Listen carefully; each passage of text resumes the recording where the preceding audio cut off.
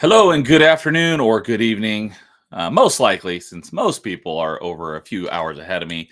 But welcome to another Thursday open mic with Nerdy Neo. And I have a couple of awesome guests tonight. And I think that they've got some topics they want to talk about. I don't know what yet because I have not asked, but doesn't matter what it is.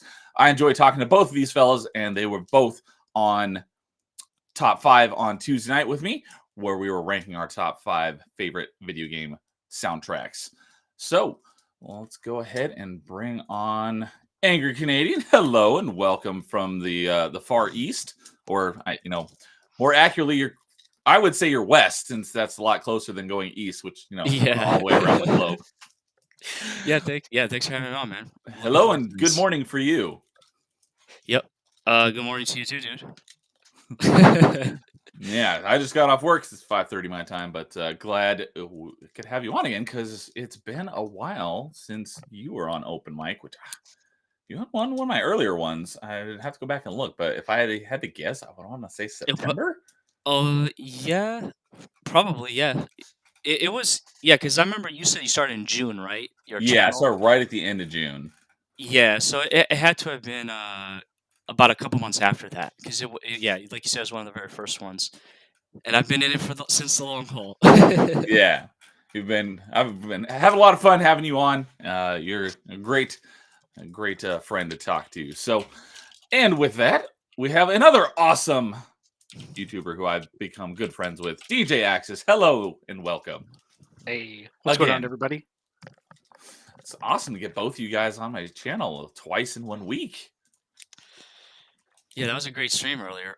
The top five video game soundtracks. It was really Mhm. cool, and I took everybody's recommendations down, and so I haven't started yet, but I am gonna go through and listen to a lot of the top fives that people listed.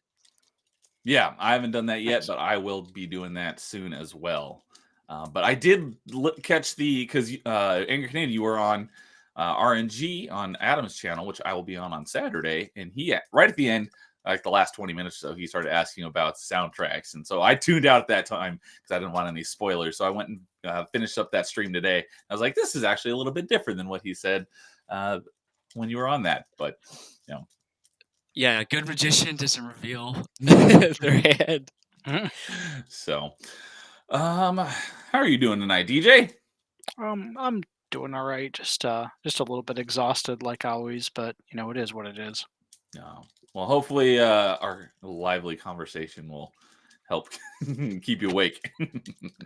Hopefully. I'm an old man, so it's kind of hard to stay awake even at like 8:30 at night. So Well, I won't take any offense if you're like, here's some storm from your end. But we got some awesome people in the chat already. Let's see here. Nerdtorial Lifeform, who is the reason why I found Angry Canadian. Hello and welcome. And I think he's doing his stream here in just a minute because he does a typical Thursday night stream, his Chillporial, usually around the same time as I do. So that's part of why we don't hang out as much. But he's always been a good guy. Yeah, DJ Axe is awesome. Angry Canadian is overrated and Nerdy Neo hates me. Yeah. What's up, Nerdporial? Have fun on your Chillporial. I'm pretty sure you got that coming up here in a few minutes. Also from top five the other night, and another good friend from the internet, Paul Hadouken, Ting Tang Walla Walla Bing Bang, Ooh Ee Ooh Ah, Ting Tang Walla Walla Bing Bang. I don't even remember what that was from, but I remember that from when I was a kid. So it's the Witch what is Doctor that? song. Yeah, what from? Um, I don't think it was originally from Alvin and the Chipmunks, but it may have been. Oh, that's what I think I remember it from. Yeah. But yeah, what is up, Paul? Good evening. And City's Bliss is always here. He wants me to mod him so he can ban Paul. So hello, City's Bliss. Good to see you as always. And a new face that I don't believe I've seen before, Alex Moore. Hello and welcome.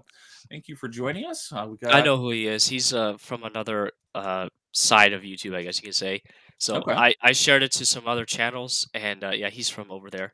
Cool. Well, hello, Nice. welcome. We're gonna have a great discussion about all things video game related. That's basically all I do here on my channel is talk video games in various regards. Tonight, open mic is very open ended. No it's basically just conversation. See wherever follow wherever it goes, and have a great chat. So, let's see here. I think. Oh, and we got Amin Ra coming in with the typical moo. What's up, Amin Ra?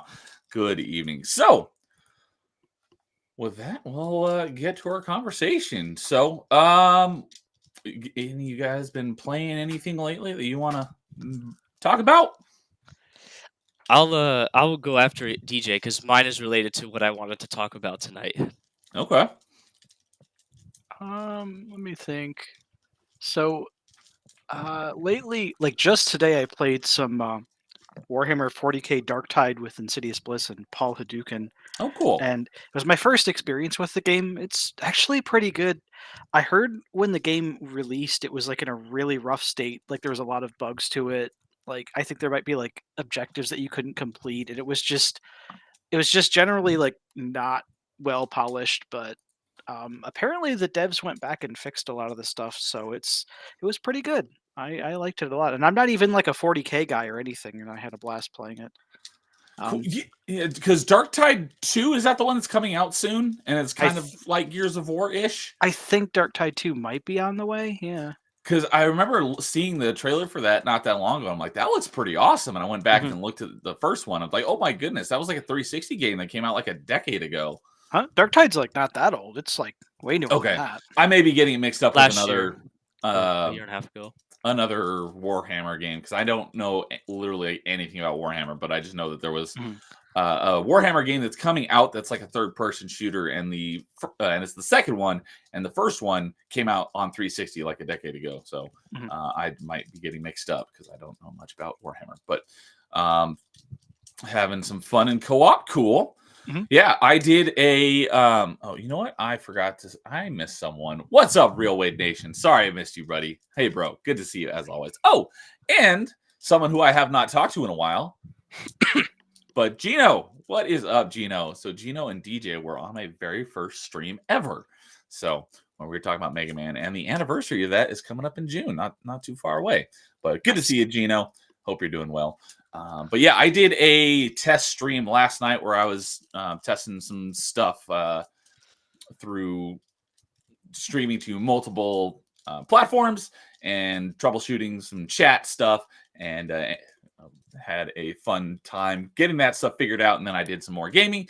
And because, as I mentioned on Top 5 the other day, I recently started another playthrough of my favorite Metroidvania, Ori and the Will of the Wisps, and I've been playing that off and on.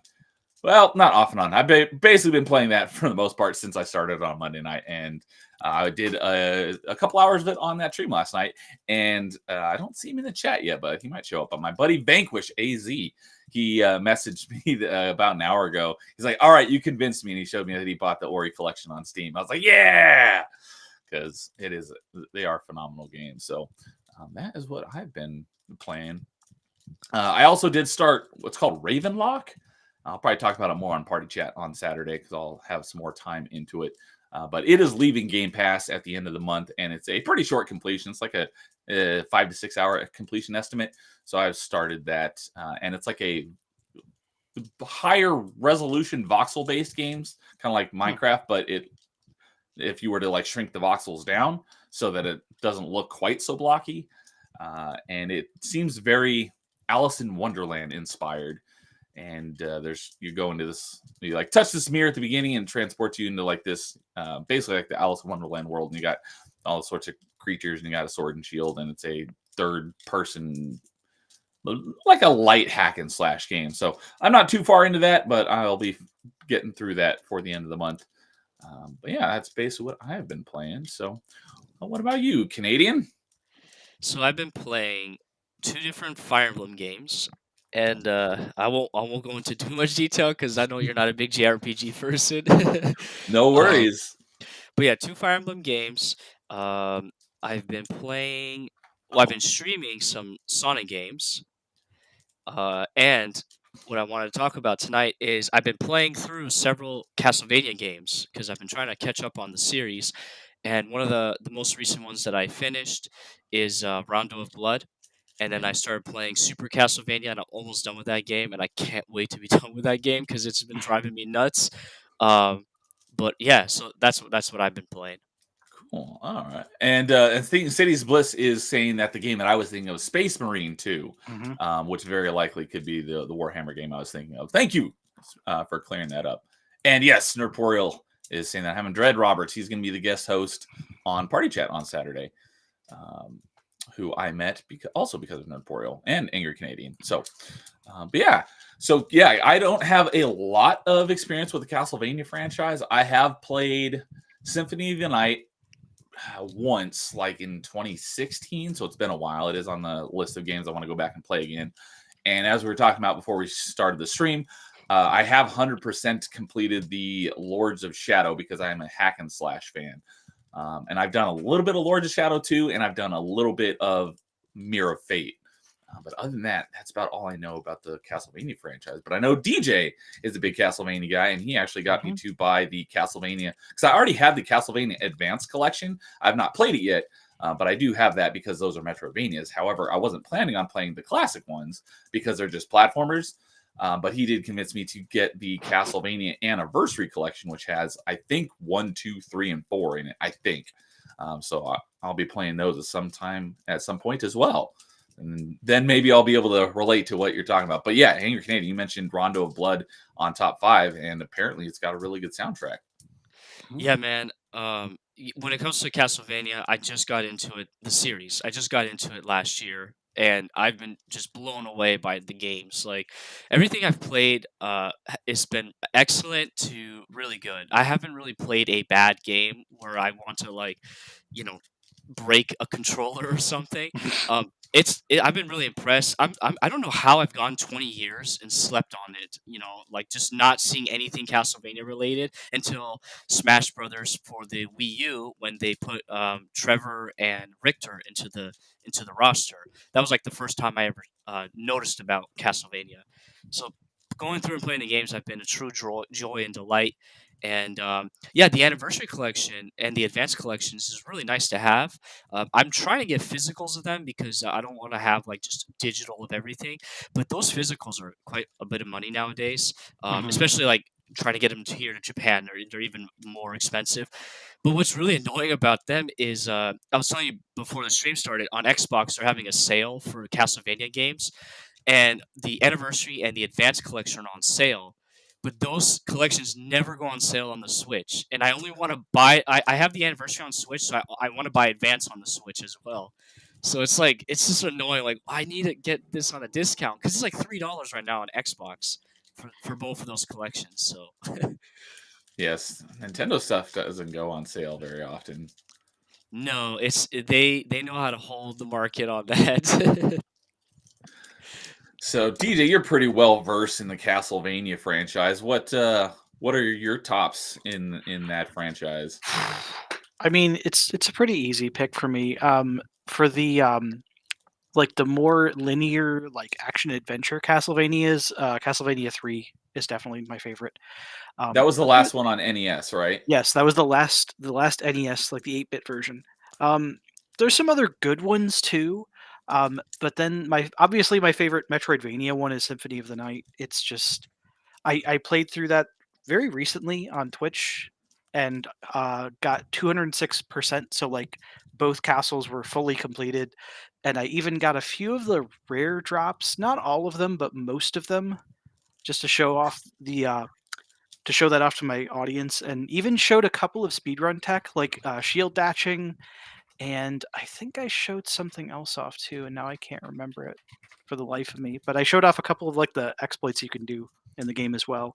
Those are like my it's like the easy like the short answer of like which two Castlevanias would I recommend to new players, which ones are my favorites. You know, if you want the best of both worlds, it's Castlevania 3 and Symphony of the Night.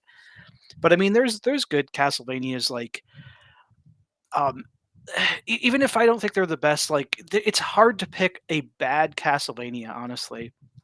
And I was one of those people that always even defended Castlevania 2 back in the day because it got a lot of hate for being the black sheep of the series, especially after my contemporary, the AVGN, made his first video bashing it, but Yep. it's a good game. It is a really good game. I think it's overhated, honestly. Oh, I agree, man.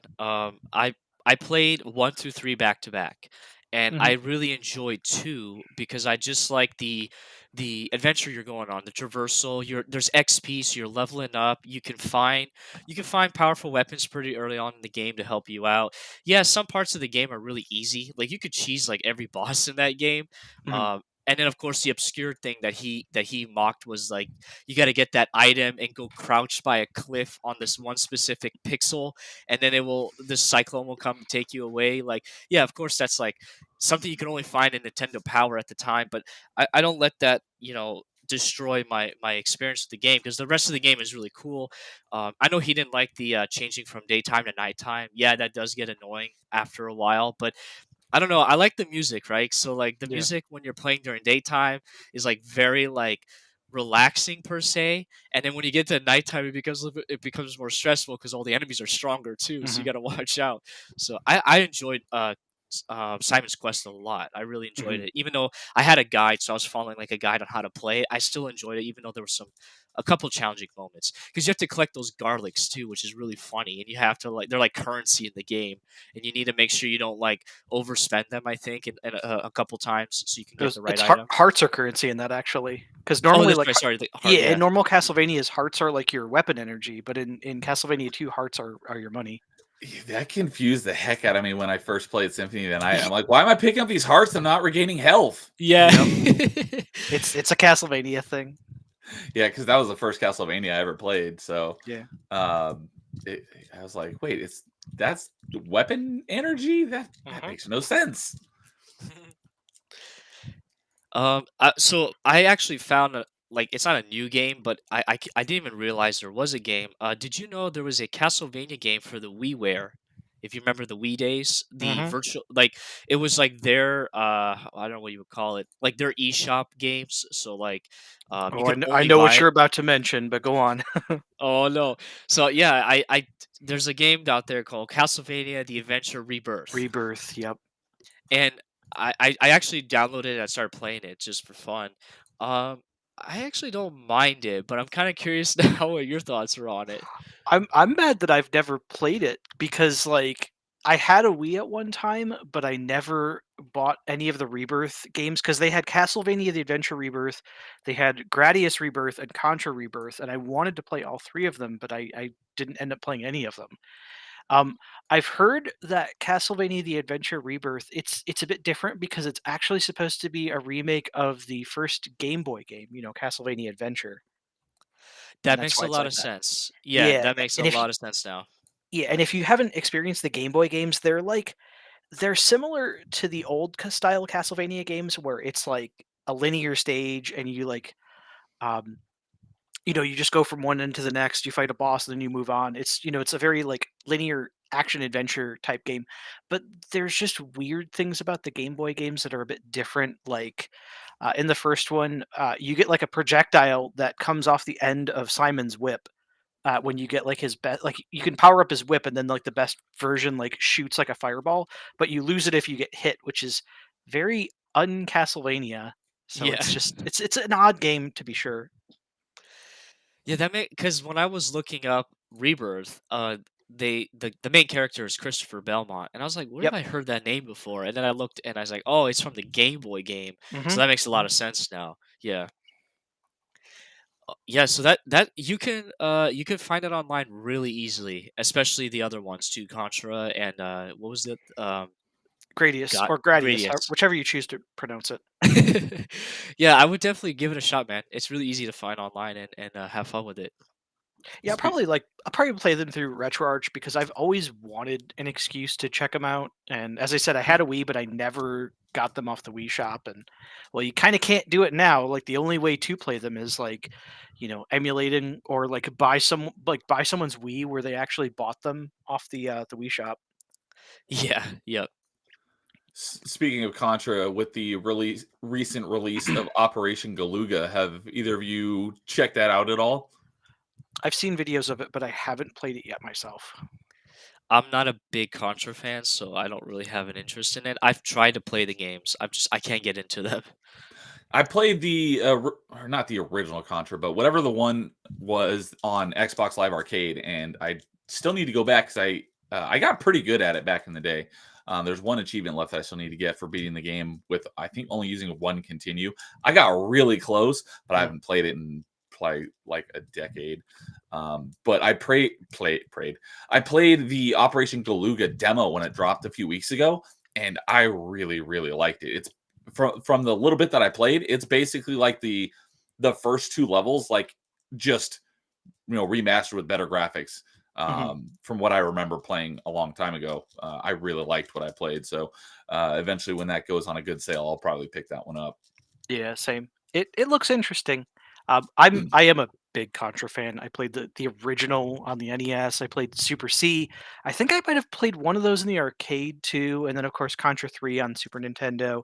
I never played the Game Boy versions, but I think the ones on Game Boy were more or less like watered down ports of like either the NES or the Super NES ones. Um, and then Contra kind of gets weird once we get into like the 3D games. Like they're kind of hit or miss, and there's some, unlike Castlevania, Contra has some truly, truly terrible games.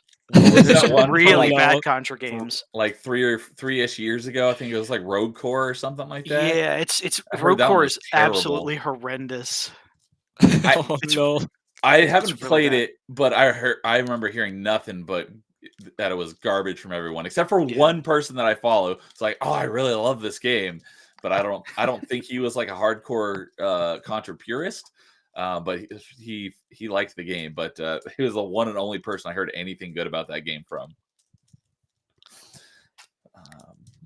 But yeah, I did. It was because that one was essentially like a twin stick shooter, which I love those. We could definitely use some more, good looking twin stick shooters. Mhm.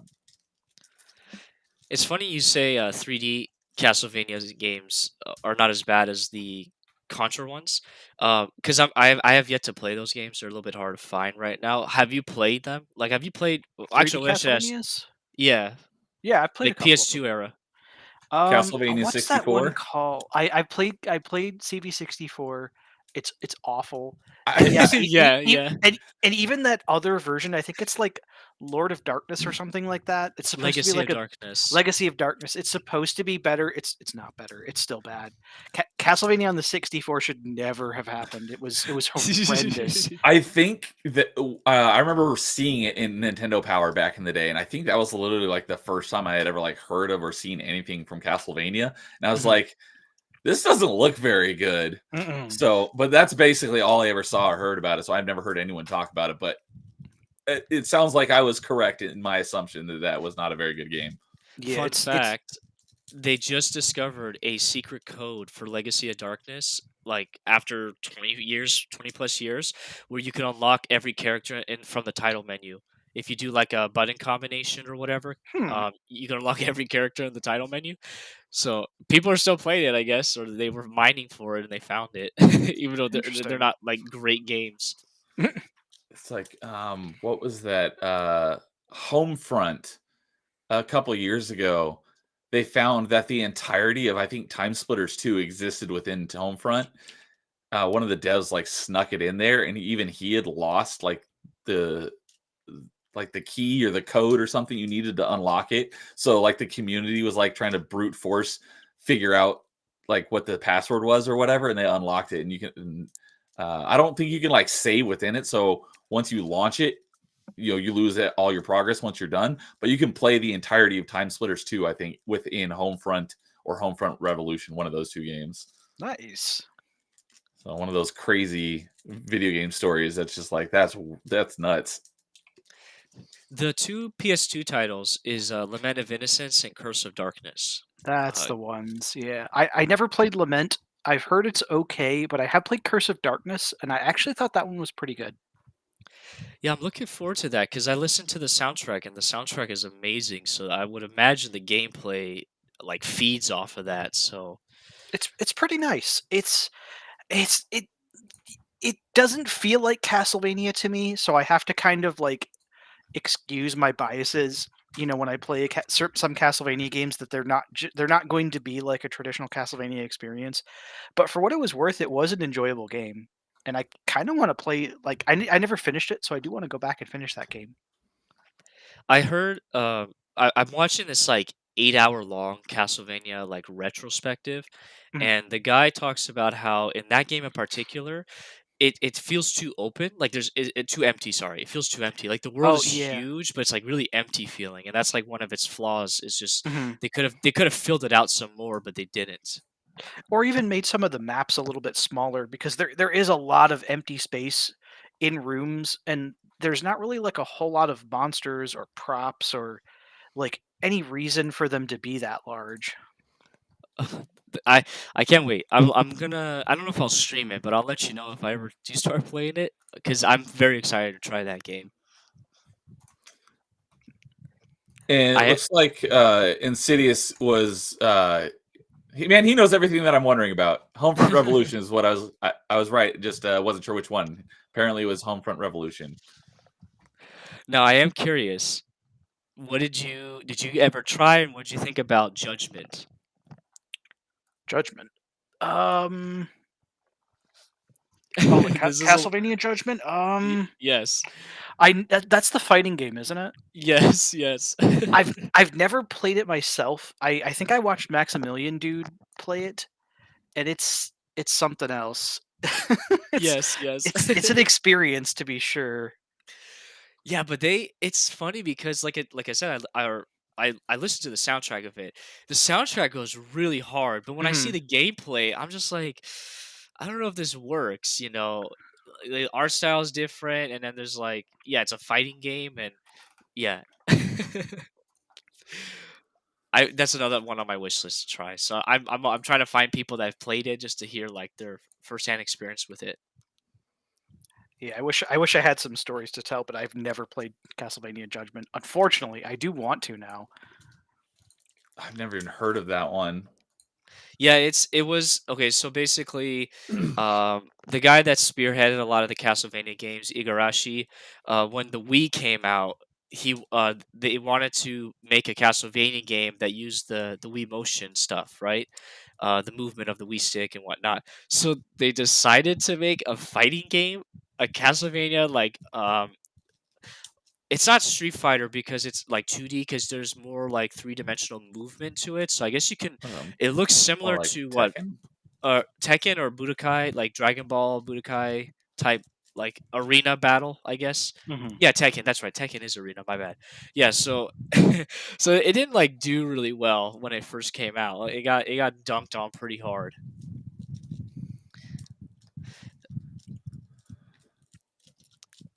The because there's the Castlevania Advance Collection, and those are, from what I hear, are all Metroidvanias. There also a series of Castlevania DS games that were also Metroidvanias.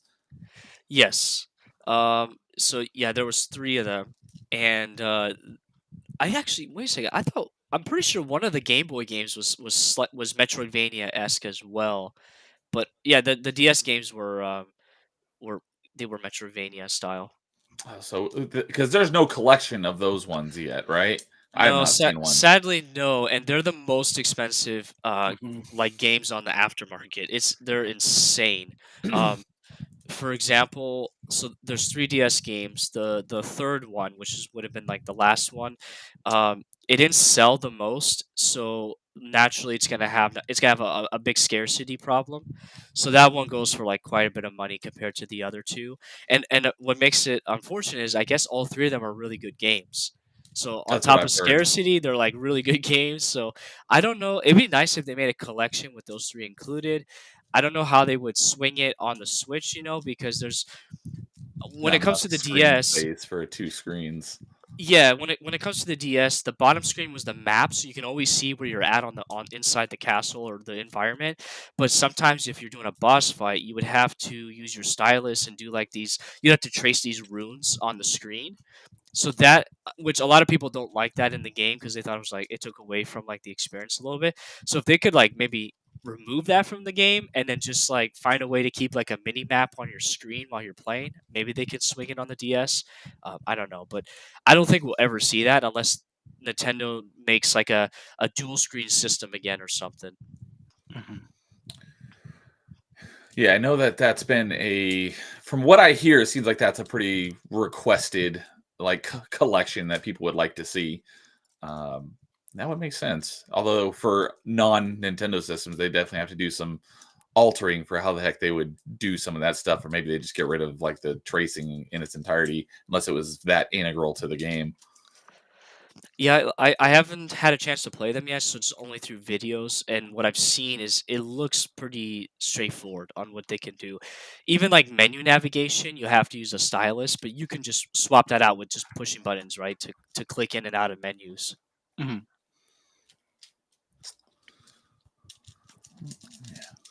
Yeah, I played Dawn of Sorrow, so I know about that, like with the stylus, and it's you don't use it all that much. When you defeat a boss, you have to seal them, and you know like you use the stylus on the screen. I actually kind of thought it was really annoying having to quickly pick up the stylus after you like fought a boss because like you're trying to focus on like a really hard boss fight, and then you beat him, and you're just like, oh shit, okay, now I have to draw this and be really accurate about it because Yes. if you mess it up, the boss gets like half his health back, and you're like, oh, Yes. Well, yeah, that does not Yes. sound like that would make for a great experience. Yeah, you have to like unsheath your stylus as quickly yeah. as you can. Mhm. Okay, I got it pulled up here. It's Castlevania: Dawn of Sorrow. I don't know if these are. No, it looks like these are. I'm assuming these are the right order. Dawn of Sorrow, Portrait of Ruin, and then Order of Ecclesia. Yes. Ecclesia. Yeah, those are Yes. the DS games. Yep. So I'm assuming it's the is it Ecclesia? Ecclesia. Yes. That's the most expensive one This out is of the the really three. expensive one. And Mhm. even in Japan, it's like the most expensive. It's more expensive in Japan because they sold less in Japan. Like Yeah. clearly, Interesting. it didn't like those three games did not impress the Japanese market because you play Dawn of Sorrow. Like the art style of the box is like anime style, and they Mhm. wanted to try to cater to like a younger audience like that. And like, it wasn't good enough, so they did with three games and it didn't work out. So Yep. And I think Order of Ecclesia was Igarashi's last game at Konami too. So, it was more or less like the swan song for Castlevania in general, and it's why it's so expensive. Like it didn't sell well in either, Japan or in the US, and it was kind of like Igarashi's last game as like the head. So, Yeah, I'm looking I on eBay right now, and I'm seeing about $100 Mhm. for Order of Ecclesia. It's honestly not that good of a game. Portrait of Ruin is okay, but I think Dawn of Sorrow really is the best of the bunch. yeah, I think Dawn of Sorrow takes. Did you play the Game Boy ones? So like, Yes. which one of them had like these runes, and you would swap them out, and you would do like combos, like mix and matching like Oh, abilities. okay. Yeah, that sounds like the Game Boy Advance games. Specifically, it sounds like what's that one called?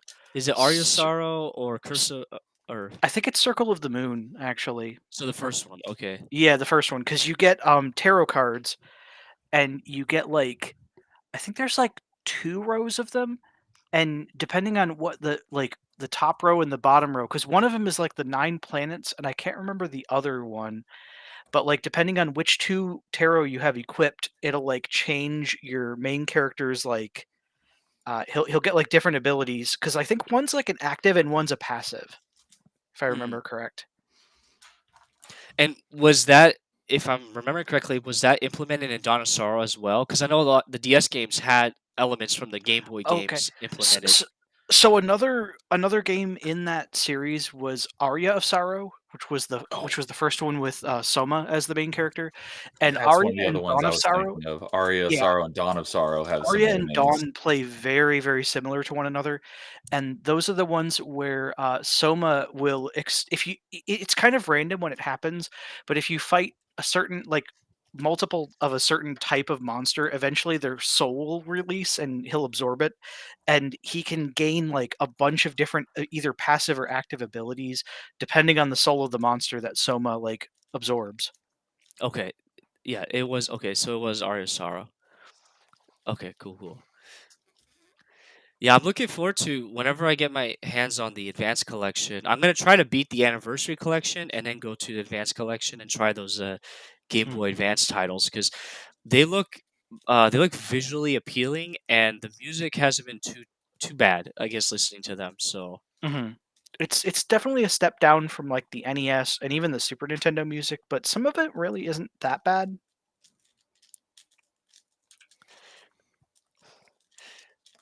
well, that's all I had for Castlevania. Mhm. Because I've just been loving it, man. I'm really fresh to it, and I like the NES titles a lot, and I like Symphony of the Night. Well, actually, you know what? Okay, I'm gonna close this off with this, and I know you mentioned it too. I was pretty much let down by the second half of Symphony of the Night. Mm. So Mm, everyone talks interesting. about how amazing Symphony of the Night is, and I understand that. The problem I have is I don't think these people a lot of these normies or people that praise it played the second half of the game. And if they did, there's no way that they gave it such a glowing review because personally, I think the second half of the game is quite the slog compared to the first half of the game. It can be depending on which way you go because the second like, the inverse castle, you can kinda tackle in almost any order. You're not, like, progress gated like you are in the normal keep, and depending on the side of because like, you kinda have, like, your choice of 2 ways when you get to the reverse keep of either going to, like, the inverse, like, chapel, or you could go the other way towards the, clock tower. And depending on which way you go, it could actually be like easier or more difficult. But it is admittedly, if you don't get the right weapons and you're not really like following a guide to know like where the best drops are, it can be like really tedious. Also, I don't like the music in the reverse keep as much as the normal keep. I'm glad you said that because that was my second point. It Mhm, was I like it makes it very boring to go through the second half of the game mhm. after you hear this amazing soundtrack in the first half of the game. I don't know if I'm crazy, but I feel like there's only 4 tracks that are played in the second half of the game. I There's a Yeah, yeah there's a lot of areas that like repeat some of the same musics, so it's yeah not just you. okay. I'm glad I'm not alone in this. It's like I said, it's been a while since I played Symphony of the Night, but I'm assuming it wasn't just playing the music from the first half of the game in reverse. No.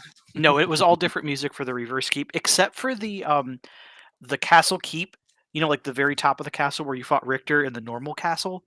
That has the same music upside down as it does right side up. But the rest of Okay. every other part of the castle has like different music, but there's a lot of areas that kind of share the same music and it's just some of it's good, some of it not so much. Yeah. Yeah, that took me out of it while I was playing it. Cause man, like you know how it is when you get into the castle, the song Dracula's Castle that plays in the Yep, that beginning. very first Oh, song in the entranceway. dude, Yeah. like that just gets your blood, like the fire put it on you as you're like slaying all these monsters, and then when you get down to the Crystal Teardrops, which is down below, Yeah. that's the name of the song. Amazing track there. Yeah, and then the boss fights and whatnot, but yeah, so I was just like, because I was talking to a friend of mine about it, and I was like, man, like this second half is like not as like fun as the first half. Like, how are people praising this game as like perfect? I understand the first half. If you praise the first half for being perfect, totally get it. I agree, but there's no way they gave the same regards to the second half. Now the boss fights are pretty intense in the second half of the game. Yeah. I'll give it Yeah. that, especially that optional one.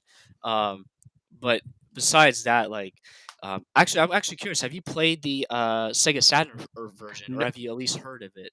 I know of it. In fact, Nerdporio was just here I, earlier. I was watching him play the Saturn version. I was just Okay, going to yeah, I mention, yeah, remember he that. played it not too long ago. Yeah, Yeah, I've you never were. Mm.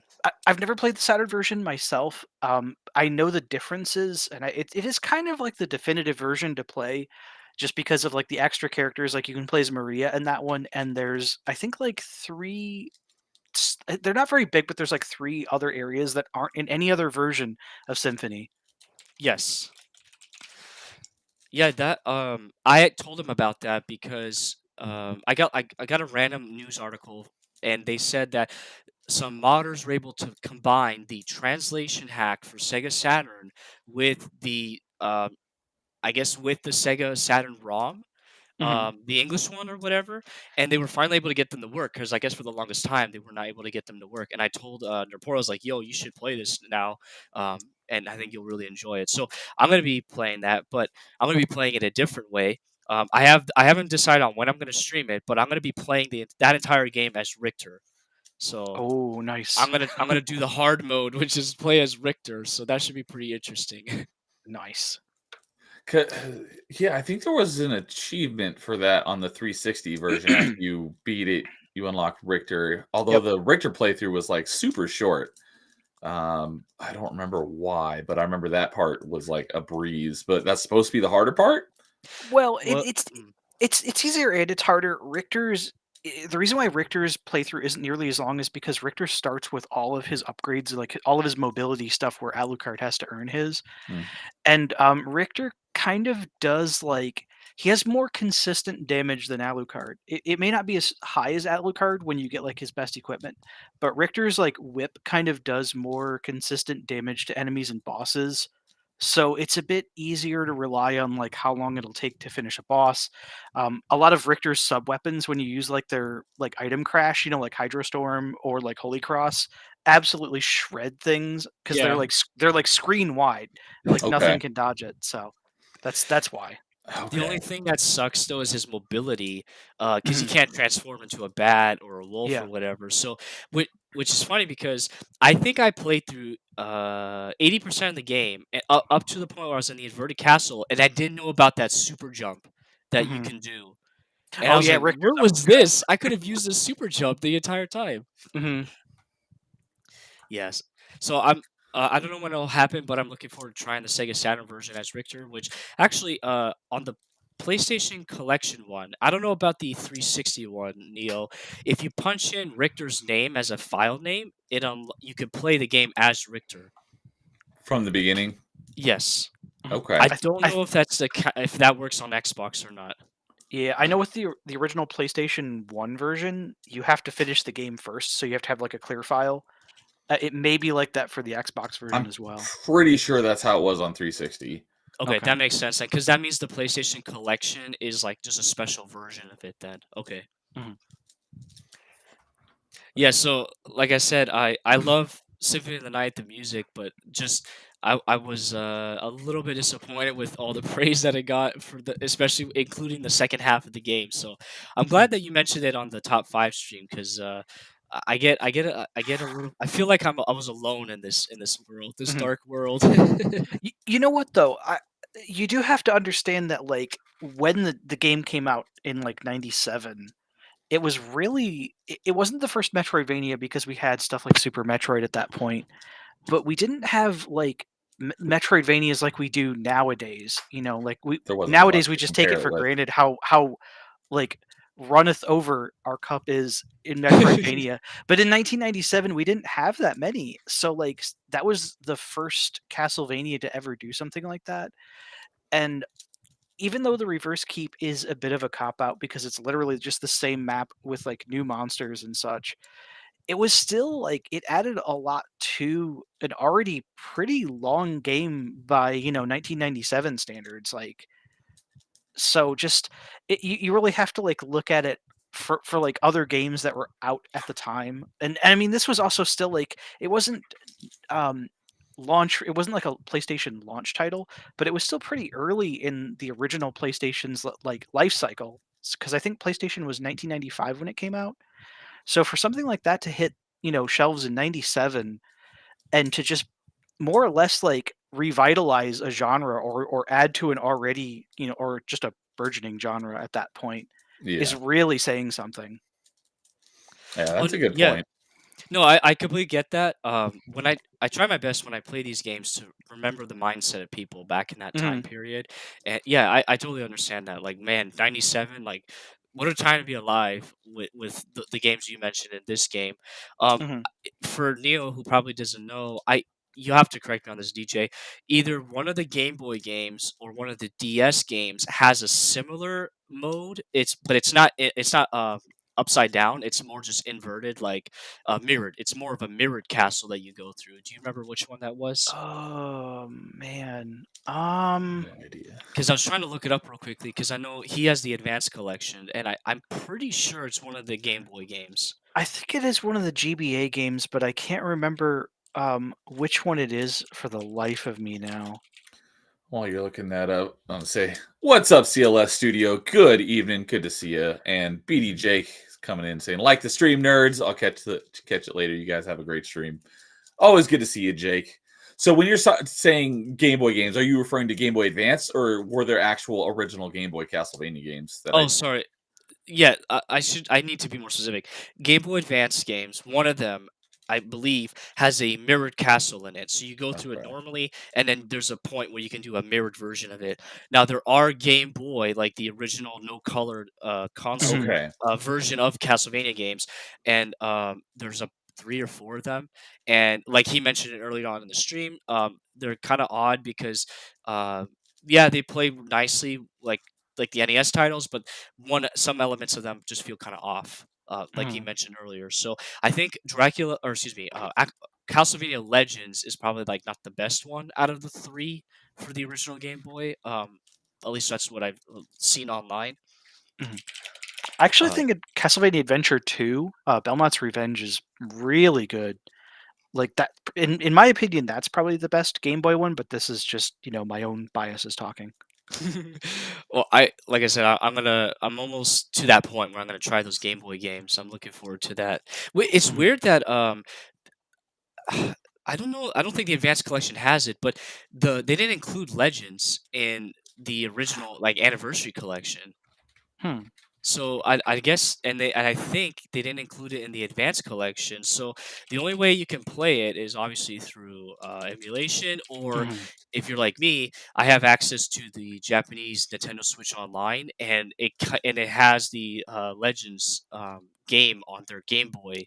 Oh, Um, nice, nice. and I was like, oh, this is kind of surprising because I asked, I was with Nerdport, and I said, hey, can you check your Nintendo Switch Online? And he's like, Mhm. no, this is not on there. So Hmm. Konami's weird. I don't know what their deal is.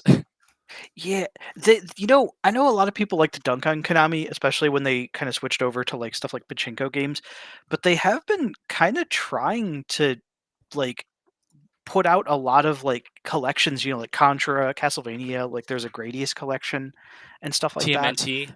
TMNT.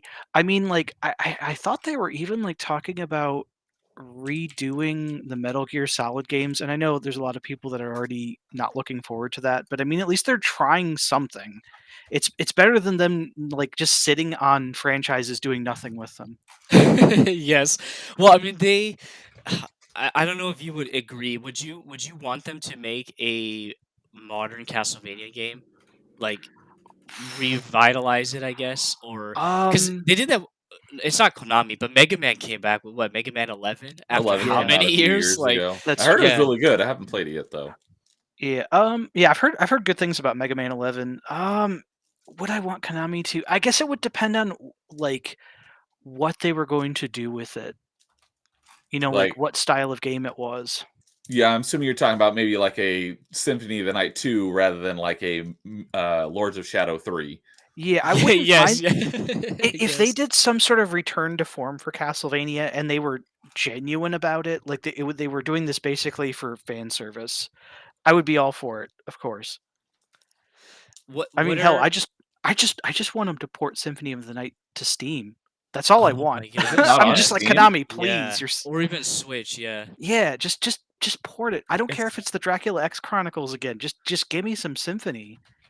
Yeah, it's weird there, because it's when I not on Steam? no, What? Nope, it's not on nope, Steam, no. That's nope. ridiculous. When I was looking for Symphony of the Night to download, like I knew I was gonna have to buy a digital copy of it. Um, I found it on PlayStation, and I luckily found it on sale. But then when I talked to James over at Melee Games, he says the 360 version is the better way to play it because it doesn't have like the botched localization that I guess the PlayStation Collection one has. Um, Hmm. but yeah, I was shocked. I was like, really? Only Xbox 360 version, and then this collection. Like that's it. You can't find it anywhere else. That's terrible. Yeah, that's kind of blowing my mind right now. I figured a game that beloved from that long ago would be on everything like Doom. Yeah, it's weird.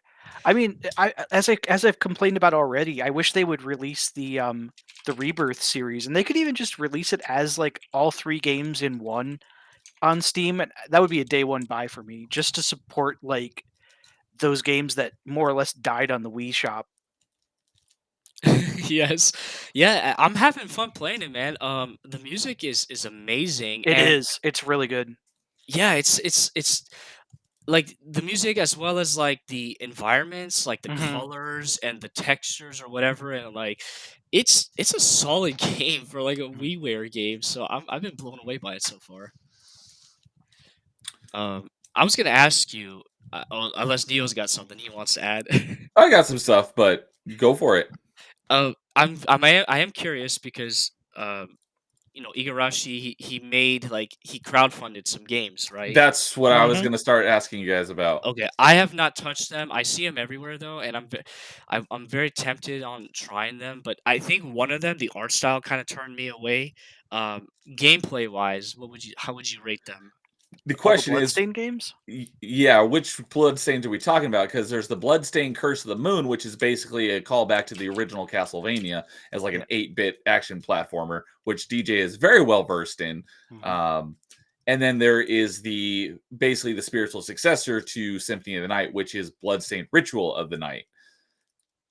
So I'm gonna look it up right now while we're talking. Because I I think it was played. Ritual of the Night looked a little odd to me. I think it was Ritual of the Night. Okay, because Ritual of the Night's is the Metroidvania one, and I have Yes. 100% of that, and I liked it for the most part. I have some gripes about it, but it's funny. It was on Game Pass a few years ago, and then it left, and it just recently returned to Game Pass like a month or so ago. Um, and I also picked, or actually, you know what? I think I ended up with Bloodstained Curse of the Moon via Games with Gold. I think is how I ended up with it, and that's the one that's basically like classic Castlevania.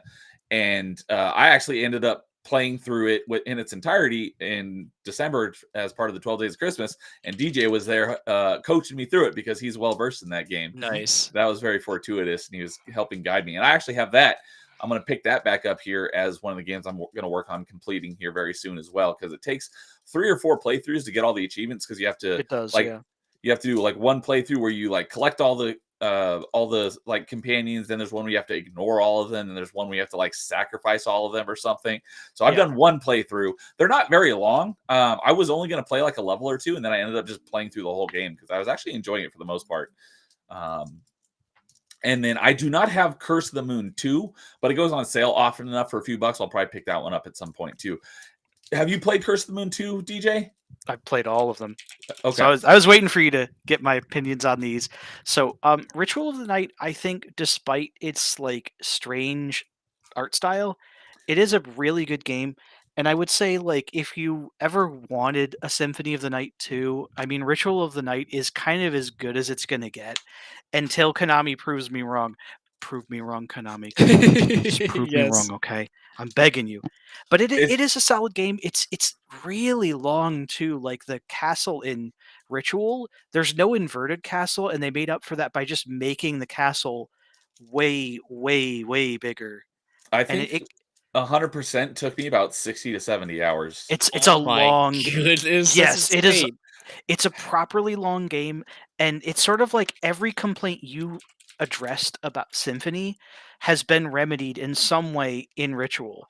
And it's still not a perfect game. You know, there are some like weird design choices and things like that. I mean, every game's going to have that. No game is truly perfect. But I mean, as far as like a faithful like I think someone also explained this in a really good way, and I can't remember who, so I'm sure someone in the comments will bring this up to me. Um, Look at Ritual of the Night as Igarashi taking the best of all of the Metroidvania, Castlevanias he worked on, and putting them together into one game, and then it makes sense why Ritual is the way it is. Um, as far as Circle of the Moon or Curse of the Moon, I like those too because Curse of the Moon to me is basically like if I have that Castlevania 3 itch and I don't want to just play Castlevania 3, you know, for the millionth time, I'll play Curse of the Moon. And Curse of the Moon 2 is really just it's like everything the first game does, but slightly different and slightly better. I think there's like twice as many characters, so I think there's like 8 characters you can play as. It's something ridiculous. And it's kind of the same challenge level too, Neo. So if you ever get Curse of the Moon 2, I think you might like that as just as much. It's kind of ridiculous too. The game doesn't take itself too seriously because I think like one of the endings, like Zangetsu, like literally slices the moon in half with his sword, and I'm like, okay, we're just getting ridiculous now. Okay, That's awesome. now that you say that, I have to look out. Unless you know off the top of your head, do you know which came out first, Curse of the Moon or Ritual of the Oh, Night? I do. So the Curse of the Moon did, but the reason why it I did is thought you because were. it was a stretch goal for Ritual of the Night. So wait, it was a stretch goal, and it came Yes. out before Ritual of the Night. Yes, it was a stretch goal for Ritual of the Night was they would make a like they would make a spin-off game to sort of like keep the fans happy until Ritual was done. And by the way, Oh, okay. yeah, and Ritual's development cycle is it's a documentary in itself on I how was. much that game went through hell to be made. So I really do respect it because I think like 4 studios worked on Ritual and it was a I did not mess. know that. Yeah, I it did was. know, and I mentioned it on a stream not that long ago, while you were talking about the art style, is that the game was almost done, from what I Mhm. hear, and they didn't rebuild the game from scratch, but they completely redid the art style not too far before release. Yeah. Um, Very similar to what they did with the originally with Borderlands, is it had this Mhm. more realistic look, and then they decided to go with the cell shaded look, and it was a great choice. It ended up making the game better. And Mhm. very similar thing happened with Ritual of the Night. They had a more realistic art style, then they went to more of a cell shaded, cartoony art style, and uh, from what I hear, I don't really remember seeing what it looked like, other than like a couple of screenshots here and there in this video that I saw mentioning it. But from what I hear from people who are, big fans of the Castlevania franchise, they say that the change in art style was definitely a good way to go. Yeah, I do remember like when they showed initial trailers for it, it actually had the old art style, and a lot of people complained that it just looked just ugly, to be frank. And then they eventually like swapped over to the more like cell shaded look, and the game ended up looking a lot better. There's some people that still don't like how Bloodstained looked, but Of honestly, as I course. said, it's it's not a perfect game, but like if you look at it from the lens of this is basically Igarashi taking the best of his work and compressing it into one release, I think it like ticks all the boxes. It may not be a perfect game, but as far as like if you want another Metroidvania, you want something that's going to last you like 60 to 70 hours, and you just want to play Symphony, but you don't want to play Symphony again, play Ritual. It's worth it. Yeah. What's up, Dempsey? Saying quite the Motley Crue. Yes, I love Motley Crue. I haven't listened in a Mhm. long time, but I love that band. But yeah, we were talking about Castlevania. We've now moved on to Ritual or Bloodstained, but we might go back. But yeah, if you like Castlevania, definitely catch the beginning of the stream. But yeah, I did. So I've mentioned Bloodstained recently because I did mention the art thing on whenever I mentioned it not too long ago. But additionally, in regards to the amount of time that it took, that was also partially on my fault, and that it took that long because there was a lot of not a lot, but there were mechanics in the game that they never explained. Yeah. And because of that, I didn't know about it until super late in the game, and it would have made the game a lot easier and a lot shorter. So part of the reason why it took so long is on me. I would probably say, because there is a window stack of it as well, which I plan to play through again at some point, and I'm sure I'll be able to get through it in, I don't know about if I could say half the time, but much less than the amount of time it took me to do it the first time. Uh, but for the most part, it'll almost be like going into it blind, because it's already 2 or 3 years ago that I played it, and it'll probably still be at least another year or two until I play it again. But the main thing that got me was the food. Mhm. And because there's a mechanic in you can cook all these different types of food. Yeah. And what I didn't know is that the first time you eat each piece of food, it'll give It's you a permanent stats. permanent Yeah. passive Oh stat no. boost. I Yep. was hoarding them for when I was in some big boss battle and low on Oh health. no. No. Yeah, and some of those stat boosts are actually really, really. They're like almost game changing how much they improve Miriam stats. Yes. So I was making the game much harder on myself because I didn't know it because the game didn't explain it to me. But in addition to that, when you talked about the silliness of I don't know if you were referring to Curse of the Moon 1 or 2, when Two. you were saying Zangetsu slices the moon. That's two. Okay. Now, was 2 out before or after Ritual of the Night? Two came out after Ritual. Like Okay. it was something that Inti Creates just put out themselves because like I think they work with Igarashi, so they have permission to.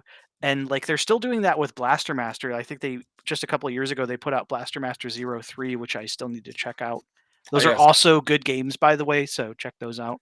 I have all 3 of those as well. I will be getting to them at some point, and I didn't Mhm. even know they existed until they released on Xbox not too long ago. Mm-hmm. And I thought they were new games just made to look like old games. And all my people, my Metroidvania buddies were like, "Oh man, this hits me in the nostalgia." I'm like, "What do you mean? It's a new game?" It's like, "No, this was an NES game, and they just brought it back." Yeah. I'm like, "Oh, I had no idea." Well, not only that, but like so first of all, the original Blaster Master is an NES game, but it's been remade a couple of different times. There was an original Wii Blaster Master. By the way, don't play it; it's terrible. It's really, really bad. But the even Blaster Master Zero is actually like, oh boy, 2015 or something like that. It's actually a lot older than I thought because I think it was a DS or a 3DS game originally, and then it was like brought to other consoles. Okay. But yeah, I will be getting to those at some point. Some of my Metroidvania buddies have actually played those Blaster Masters recently, and I've been Mhm. hearing them say about, yeah, the base game playthrough was great, but then you had to go and play through like hard mode, and some of the enemies are like invincible to basically everything Yeah. except for one type of weapon, which is really weak, and it sucked. I almost wanted to break your no profanity rule for bringing up what's it called? I think it's called Destroyer mode in Blaster Master That Zero. sounds right. That I'll I only think that's what they were saying was it's I'll in only destroyer say it mode. once, Neo. Fuck Destroyer mode. It's the only it's the only achievement I don't have in BM01 because, like you said, there are bosses that are only vulnerable to one weapon, and it's one of those games, just like the NES version. When you get hit, your weapon degrades by one level. Oh So if no. you lose the weapon that you need to damage the boss with, the only other thing you can hit it with is like your lowest level weapon, and that's it. And it has like shotgun range, so you basically need to like hug the boss to damage them if you take, too much damage. It's nonsense. It's Oh boy. really, really hard. Oh, fun stuff. I can't wait to play that and work on that achievement. Maybe I'll skip that one. Who knows? Um, but my buddy Rocker Dude from my Xbox community, part of my Metroidvania crew, or technically I'm part of his Metroidvania crew because he's the one that started it. But what's up, Rocker Dude? Good to see you. And he's talking about good to know for when he gets to Bloodstained Ritual of the Night. Before it left Game Pass last time, I started writing a pretty in-depth guide, which I still have. So I've got a bunch of notes. I may end up finishing that up and putting it on the forums in TA. But if you have any questions about it when you start it, let me know, and I can give you all of my tips that I wrote down a couple years ago before it left. I just never got around to posting them. But yeah, anyways, where I was going with that is my biggest complaint with Ritual of the Night is how obscure isn't even the right word. I don't even know what the word is that I'm looking for, but some of the quests in Ritual of the Night are just like baffling. Mhm. And I was like, it's a good thing this game didn't come out before the internet because no one would ever be able to figure this stuff out. I was like, literally, it would be impossible to figure out how to complete these quests if it wasn't for people on the internet saying, "Hey, this is how you do it." That was my biggest issue because the thing that reminded me is there's a couple of different endings to the game, and one of them has to do with in a specific boss fight, you have to ignore the boss and you have to cut the moon in half to proceed with the game. Otherwise, you get a Yep. fake ending of the game. It's like, how in the heck would you ever figure that out on your own? Yeah, in fact, that's sort of like to get to the final area. In fact, Is where you Yeah. have to like ignore the Well, boss and attack the moon. if I remember correctly, there was a fake ending where you fight the boss, and then you have to go back and you have to slash the moon to continue with the quest. And then I think you have to come back to that same room later, because I think during the boss fight the moon is red, but later Mhm. you see the moon in that room, but it's just right. It looks white like you would normally expect, and just looks like it's part of the background. But you actually have to slash it, and then it teleports you to the next part of the game. Yeah, And there's you're nothing in the game thinking. anywhere indicating Yeah. that's what you need to do. I ran You- around for who knows how long before I went and looked it up to figure out what the heck I'm supposed to do next. That's terrible. It's kind of the opposite of what the way you explain it, but you're not wrong. So like there's like an area in the game where it's kind of this long hallway and there's nothing in there, I think, but like really weak enemies. And Yeah. the moon just looks normal. And then when you come back there way later in the game, the moon is like blood red. And you're just like, okay, why is this room different? So when you hit the moon there, it's like something finally happens, and you're like, oh, this is like actually the finale of the game. Well, thanks for explaining that. Yeah, and there was okay, so I just had it backwards on like the moon coloring, but I had the Yeah, general it's idea right. your complaint is I'm not trying to like invalidate your complaint though. It is still a bit It's nonsense. There's nothing in the game indicating that you need to do that. It's like, Mhm. how the heck would you figure that out? Yeah. And then there's another quest, something having to do with a train pass. I don't remember what you had to go through to do this, but you needed like a train pass to get into the train station and then take the train to this next Mhm. area. And that's another thing, I had to look it up because there's absolutely nothing indicating what you have to do. And the quest to get the train pass, like the process you have to go through to get that pass to get through the turnstile, essentially. It's like, how in the heck would you ever figure this out if it wasn't for, crazy people on the internet trying to figure out how to break games? Yeah, I know the thing you're talking about with like the train pass, and it's not the only part of the game that gets gated off by things like that are just a little bit cryptic. And if like you said, if we lived in a pre-internet era or something, I could see someone getting really stuck there. And I think there might have even been some things that I had to look up myself because I'm like, okay, I do not know where to go next. Thank God we have like the internet to look stuff like this up Yes. because it's just nonsense. Oh, I remember the first thing that annoyed me in Ritual of the Night was because a lot of games like 2D Metroidvanias, like the door on a save room will look different than other doors, so that's the save room. Hmm. In Ritual of the Night, it didn't have that. All the doors look exactly the same, and my one of the things that I was not a big fan of at the beginning of the game was that you can't move when you're attacking. For the most part, there is actually one or two weapons you can actually get that allow you to attack and move at the same time. So I was not a fan of that, and it was making the game very difficult. Mm. And I finally, after banging my head against the wall, I finally got to this next area, and I didn't know which way was the right way to go because I always like to know which way is the right way, and I'll go the other way first for the most part. And so I thought I was going to go the wrong way, and it was actually the right way, and it took me into a boss fight, but I had passed a save door because I didn't know it was a save, and I hadn't saved in a while, and it took me into that first boss fight with Zengetsu, and you couldn't back out of it, from if I remember Oh, that correctly. that first boss fight kind of sucks too. Like It's Zangetsu will freaking hard, and I was locked into it, and I couldn't go back and like level up or anything. So that was pissing me off because I had Yeah. to fight him so many times when I was already so weak to begin with in order to continue on with the game. I was kind of surprised at how hard they made Zangetsu because he's like literally the second boss Yeah. in the game. Like he's like the second boss in the entire game, and he's really hard, like way harder than like a early game boss should be. And then there's like a version you fight later on, and that one is well, it's really hard, but it's like that's like close to the end of the game, so you kind of expect him to be that difficult. Yeah. I remember that pissing me off to no end. I'm like, I'm stuck in this boss fight. I'm weak as crap, and I'm getting my butt kicked, and I missed a save room, and I can't go back and like level up or anything because It's I'm even locked worse into when you this. it's even worse when you play that mode where you can't level up and you have to beat the entire game on level 1. Oh, I didn't even know that was That's a thing. terrible. Yeah, so there's three difficulties. Like normal is just sort of like, like the traditional game experience, and then there's a hard mode where it's like enemies deal increased damage, like Miriam's attacks aren't as effective. and I think there's some other restrictions it puts on you, and then there's like I think it's just Nightmare or something like that, but you're capped at level 1, and it's absolutely insane. I don't know if I will ever beat that because, like, I think I can make it to the Zangetsu fight, and then I just end up, like, getting hit. I don't play games cautiously enough to do no-hit challenges. Um, but yeah, once I figured out the whole cooking thing, that definitely helped make the game better. Oh, about the weapons, because I did not like that pretty much all the weapons you have to stand still to attack.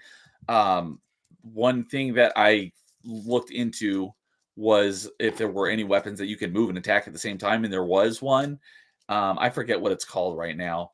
But I went and I farmed that area until I got it, and I basically used that weapon for like 75% of the game until it became too weak.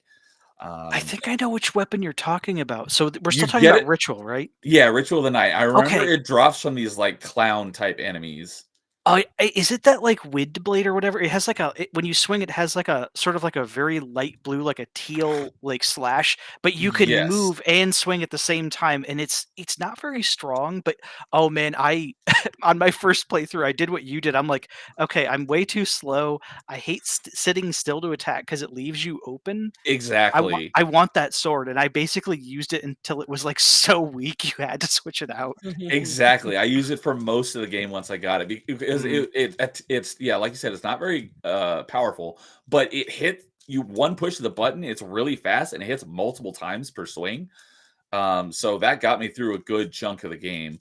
Um, so that definitely helped. I don't remember what it was called, it's been so long, but if like me, you don't like that you can't attack and move at the same time, look at that up, and it's you have to kill.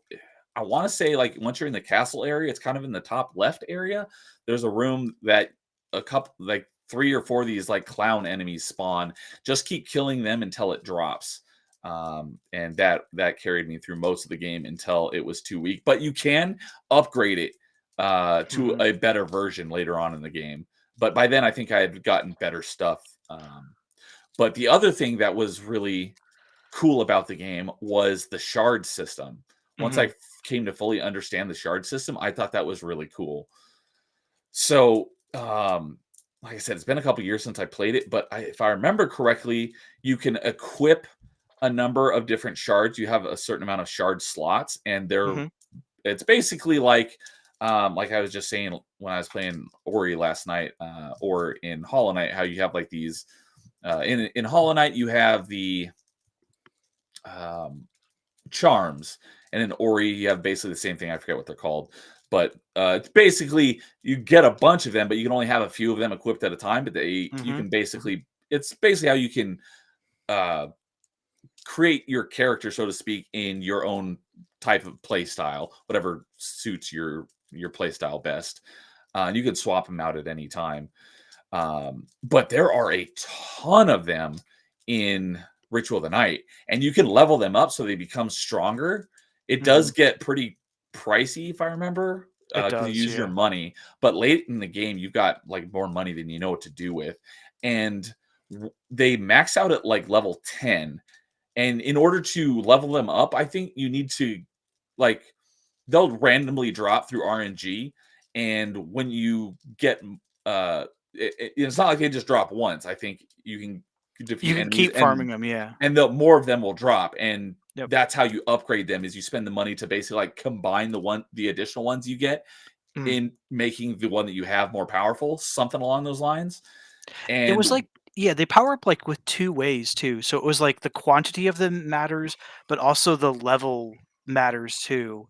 And I forgot, oh, like, what it that influences. could So be. you wanna have, like, at level 10, but you also wanna have, like, enough of them to where you get, like, the max benefit of both, like, both systems for each rune. Yeah, the thing that I do remember absolutely, because I can't say more about it than what you're saying just because I don't know. But the thing I absolutely do remember 100% is that once you max level them at like level 10, you don't actually have to use any of your slots. They become basically passive buffs. So if you Mhm, get all of the shards to level 10, you can have them all active at the same time. And mhm. you can go into your settings and turn each one on and off as like Yep. a passive bonus. And that was really cool. Yeah. Um, go for it. Oh, yeah. I was just confirming what you were saying about the shards, and I think there's like 400 and some different shards in that. It's so I don't remember there being Canadian. You that were many, talking about but there the was a good rune number of them. system in Dawn and Aria, Yeah. and yeah, and like it's more or less a refined version of that in Ritual.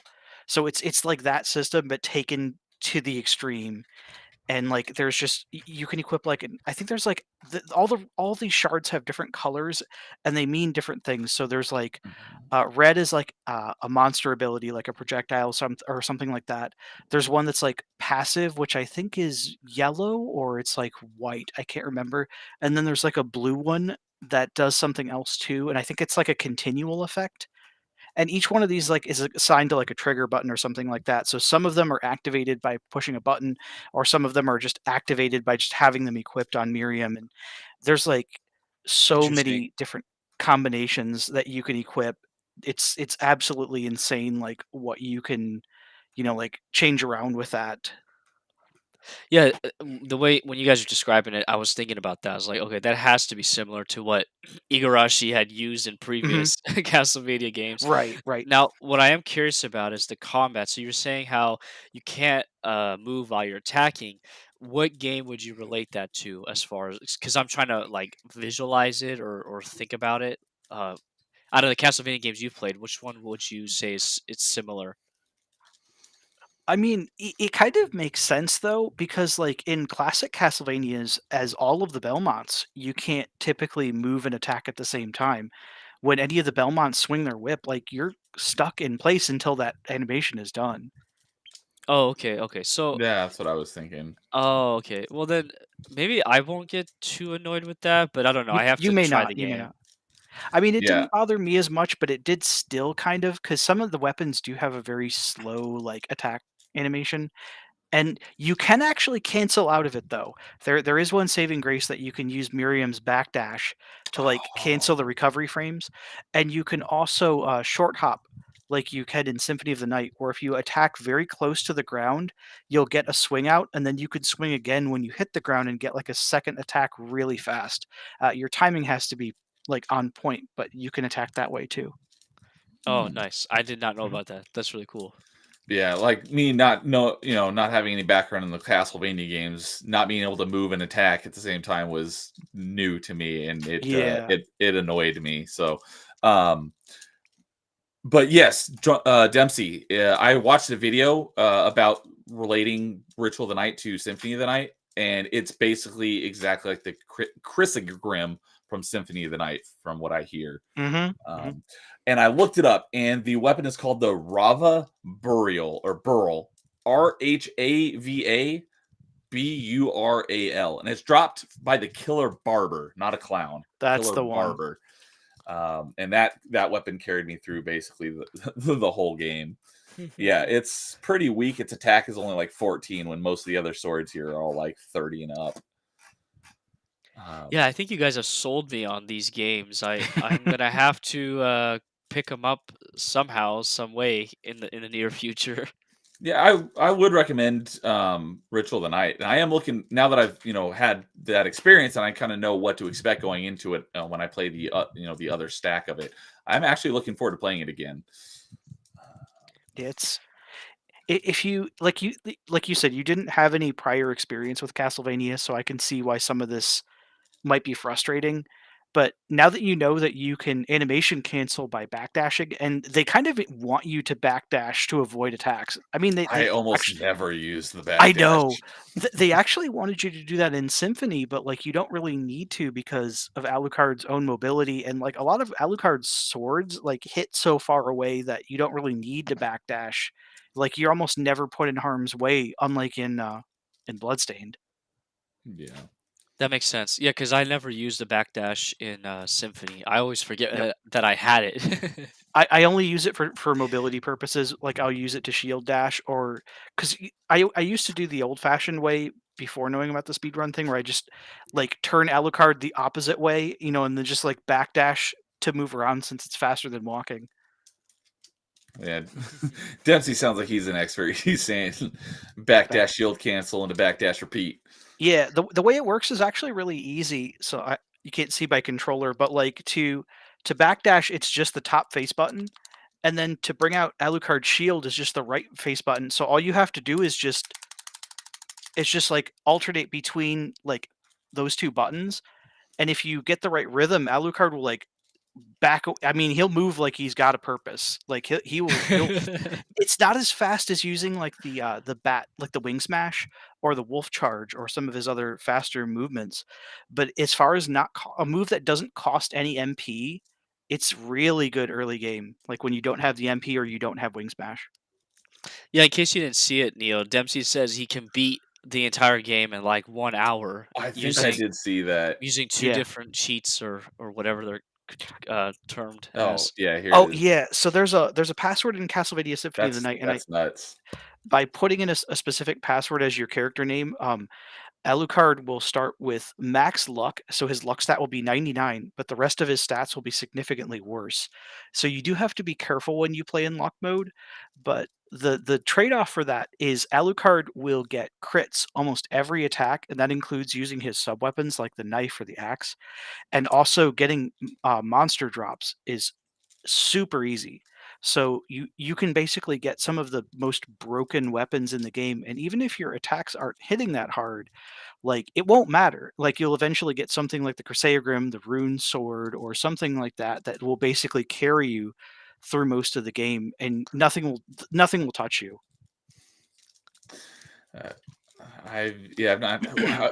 I'm always weary on games that have a luck stat. It's like, what exactly does the luck stat do? Yeah, I get you. That's Apparently this is the code that you put your That's name the in one. Yep. that's in great. Symphony of the Night to do a luck mode run, which I've never even heard of until just now. Now, when it comes to indie games that are Castlevania-esque, there's one game I'm looking forward to, but I guess it's not releasing till 2025. Mhm. It's really funny. The name of it's called The Transylvania Adventure of Simon Simon Quest. Quest. Yeah, Oh, I think I might have heard of that. I know It about that looks one. amazing based off of like the trailer that I saw. Mhm. I wish it would come out sooner though, because like I want to play it right away. But what do you think about that? Because I guess you know about it. Yeah, I I'm do. assuming it's like some sort of spiritual successor. Yeah, it's made by the same developer who did Prison City, and I actually kind of have a spicy take about Prison City. I kind of hated that game. I don't It even it heard of looks that. gorgeous, but it's just it kind of it, I kind of don't like it when games go too far into retro pandering, and it's just it's one of those games that sort of wears the skin of like retro games, but it sort of misses why retro games were the way they are, and it kind of comes off to me as hard for the sake of hard and not hard like a genuine challenge. It's like cheap, like fake difficult, and I don't know. As soon as one of the bonus levels was the dam from Teenage Mutant Ninja Turtles, like it was kind of parodying that, I was just upset for the rest of the game, but that's just me. So it's by that same developer. I'm not going to like hold my opinions of Prison City towards like the Castlevania game, or like a Castlevania spiritual successor, or whatever you want to call it. I am looking forward to it because it looks really really good. It looks like it kind of follows the game mechanics of like the early Castlevanias too. So like, when you whip, you're kind of stuck in place. The combat's very slow and purposeful. And I'm hoping like the whole game will be like that too, because I really would like, like a Metroidvania, like a pixel art, like an old like retro Oh, styled 8-bit, Castlevania. yeah. Yeah, like an they 8-bit don't have enough of Metroidvania. those. Yeah, I don't know where I originally saw it. It might have been just a trailer on YouTube, and I was just like, "Whoa, what is this?" And yeah, I was like sold as soon as I saw it. But it sucks. We gotta wait until like 25 to play this game, which I don't know why they released a trailer so early, and the game looks very complete. Um, Does it just say? weird. Did it give an ETA on like when in the year? It just says 2025. Yeah, they didn't No say indicator, specifically. so it could still be like a year and a half away, Yeah. or more than. Yeah, and besides that, I actually thanks to Melee Games, there was a Bela Lugosi Castlevania like indie style game that released a couple weeks ago. Oh Uh yeah, I remember you talking about. Well, James was talking about it, and then I think you said that you were going to play it, right? Yeah, so it's called Carpathian Night starring Bela Lugosi, and I guess originally it was just called Carpathian Night, and then somehow they were able to get the rights to put Bela Lugosi into the game, or however they did it. Yeah, so I started playing it. It's not bad like for an indie game. The creator of it, the director, whoever, it's made by Castlevania fans. It's like there's like a fan Okay. club, and they banded together to make this game. They based it off of like Super Castlevania, so there's like omnidirectional hitting. Um, Mhm. there's a little bit more to it too. There's like collectibles you can find and that allow you to get different move sets as well, kind of similar to Symphony of the Nights, like different move sets you can have, like the combo pressing or whatever. Um, it's okay. I think the music's actually pretty good for like an indie game. Um, it's only like $16 on Steam, but um, yeah, I've had fun playing it. I will say though, it's a bit too easy if you're playing on normal mode, and maybe that's just to get like new people to try it out. Because if you play Wicked mode, which is like their hard mode, um, it feels more like a unforgiving or Castlevania game. The Wicked mode, Mhm. enemy placements are just ridiculous. There's traps everywhere, so you have to make sure your timing's on point. Um, you can play as two different characters, so one person has like a spear and the other has a whip, or the Morning Star, I should say. Um, it's not bad for like an indie game. I think they did a pretty. I haven't beaten it though, so like I've been playing Rondo and Super Castlevania, so I got to get back and finish this game. But the environments are really nice too, like the art design and stuff inside the castle, and like actually you don't really get to the castle till like pretty late in the game. Or I don't even know if I'm in the latter portion of the game, but there's a lot of levels of you being outside in these outside environments before you finally get to like Dracula's castle. So it's pretty cool, so far at least. I I'd did want never heard of this game. Yeah, it to. literally just dropped on April 2nd. This looks really good.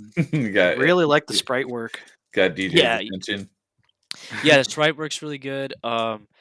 The controls are not too bad. I don't. They're a little bit more slippery than your typical like NES style Castlevania game. Mhm. Um, the only complaint I don't really have one, I guess. Oh, actually, yeah. The enemies are too common. Like you don't see a lot of like newer enemies as you progress through the levels. Um, that might be the only issue. Then again, I haven't played the whole game, so maybe there's like a ton of enemies towards the latter half of the game. But anyways, it's pretty good. Mhm. It isn't a Earlier, Castlevania unless there's a clock tower section. Yeah, yeah. that's very true, actually. Yeah. Um, I was going to touch on this earlier when I was ranting about how I couldn't figure out what the heck to do in Bloodstained and Insidious Both is like Neo obviously didn't grow up with Sierra games. I did play a couple of them. I don't know if I ever actually beat any of them, but I do remember playing some Sierra games when I was a kid. But oh yeah, that was one of the other things. Kind of going back a little ways on Rondo of Blood. That one is that in any of the collections or So there's two versions. There's the original TurboGrafx slash PC Engine version, and then there's the SNES, which is called Dracula X. oh, That one okay. you have because you have it on your advanced collection. It was included with that one, but what I've seen online is a completely different game, or like it's different. Like it still plays the same, but it's like I think different level designs, different enemies and stuff. Okay. The the other one, Not as good. well, I don't know yet. I need to try it, but based on what I've seen, it doesn't look as fun, and also the music is like not the same. It doesn't hit for me. But the original one, that one you can only buy on the PlayStation, like their PS store, and it comes with Symphony of the Night. It's part of like their there's a collection for both of them. But yeah, it's not on Xbox because I looked already. Or you could Okay. play it. You could play it on emulation if you know how to find it. Yeah. Because I know you were saying that you've fallen in love with the soundtrack for Rondo of Blood. It was in your top 5. Was it your number 1? No, it was my number 3. Number 3. Okay. So you really like the soundtrack on it. Um, as a game, is it your favorite Castlevania as well, or is it just your favorite Castlevania soundtrack? Actually, it because of the game and the soundtrack, it became my favorite Castlevania game. Because originally Simon's Quest was my favorite one, um, for the same reasons. The gameplay was a lot of fun. It was very rewarding playing the game. And then the music was amazing too. Even though I like 1 and 3's music, I think 3 has a lot of variety to it, which is really cool. 2 Mhm. soundtrack is a little bit more it's smaller, but anyways, I love Simon's Quest a lot. But Rondo of Blood, I don't know if it's because of like I don't know why, but it has such a huge 80s influence to it with like the music or Mhm. 90s or I don't know exactly, but and then there's like an anime art style to it as well within the game. Mhm. Um yeah, and just the gameplay itself is just very addicting. Like I can go and play it over and over and over again and die a bunch of times and the music is always there to like just encourage me to keep playing. And there's also in the game itself there's different routes you can take. Kind of similar to I think 3 has that as well, right? Hmm. But Yeah. three is more like actually, wait a second. Did 3 have in the level itself individual routes you can take, or was that just if you got to the end of the level, you would choose your next route? Um, I think some of the routes were specific. Let me think here. Actually, no. I think in 3 it was only when you got to the fork on the map and you picked which stage you wanted to do next, that was what influenced which path you would take. So there was never Yeah. they weren't like in level. That wasn't till Rondo. Okay. Yeah. So Neo, so Rondo, while you're playing it, there will be alternate paths you can take in the level, and Okay. sometimes that alternate path will take you to like a completely different level. And so there are like several levels you can play. So there's like stage 1, and then or excuse me, there's stage 2, and then stage 2 like apostrophe, because that's how they like have it named inside the game.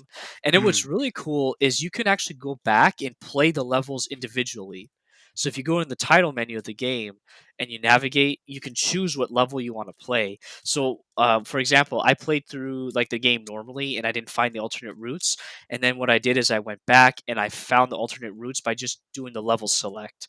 And then I thought I 100% of the game. So when I went to, I level select to fight Dracula at the end, and I didn't 100% it because it was still stuck at like 96. And I have no idea like why it's stuck at 96.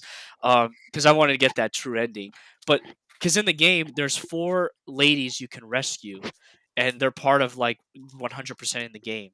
And if you rescue one of them in particular, you can replay the game as that lady. Actually, it's Maria, which you can play as in Symphony of the Night, which is the Saturn version, I should say.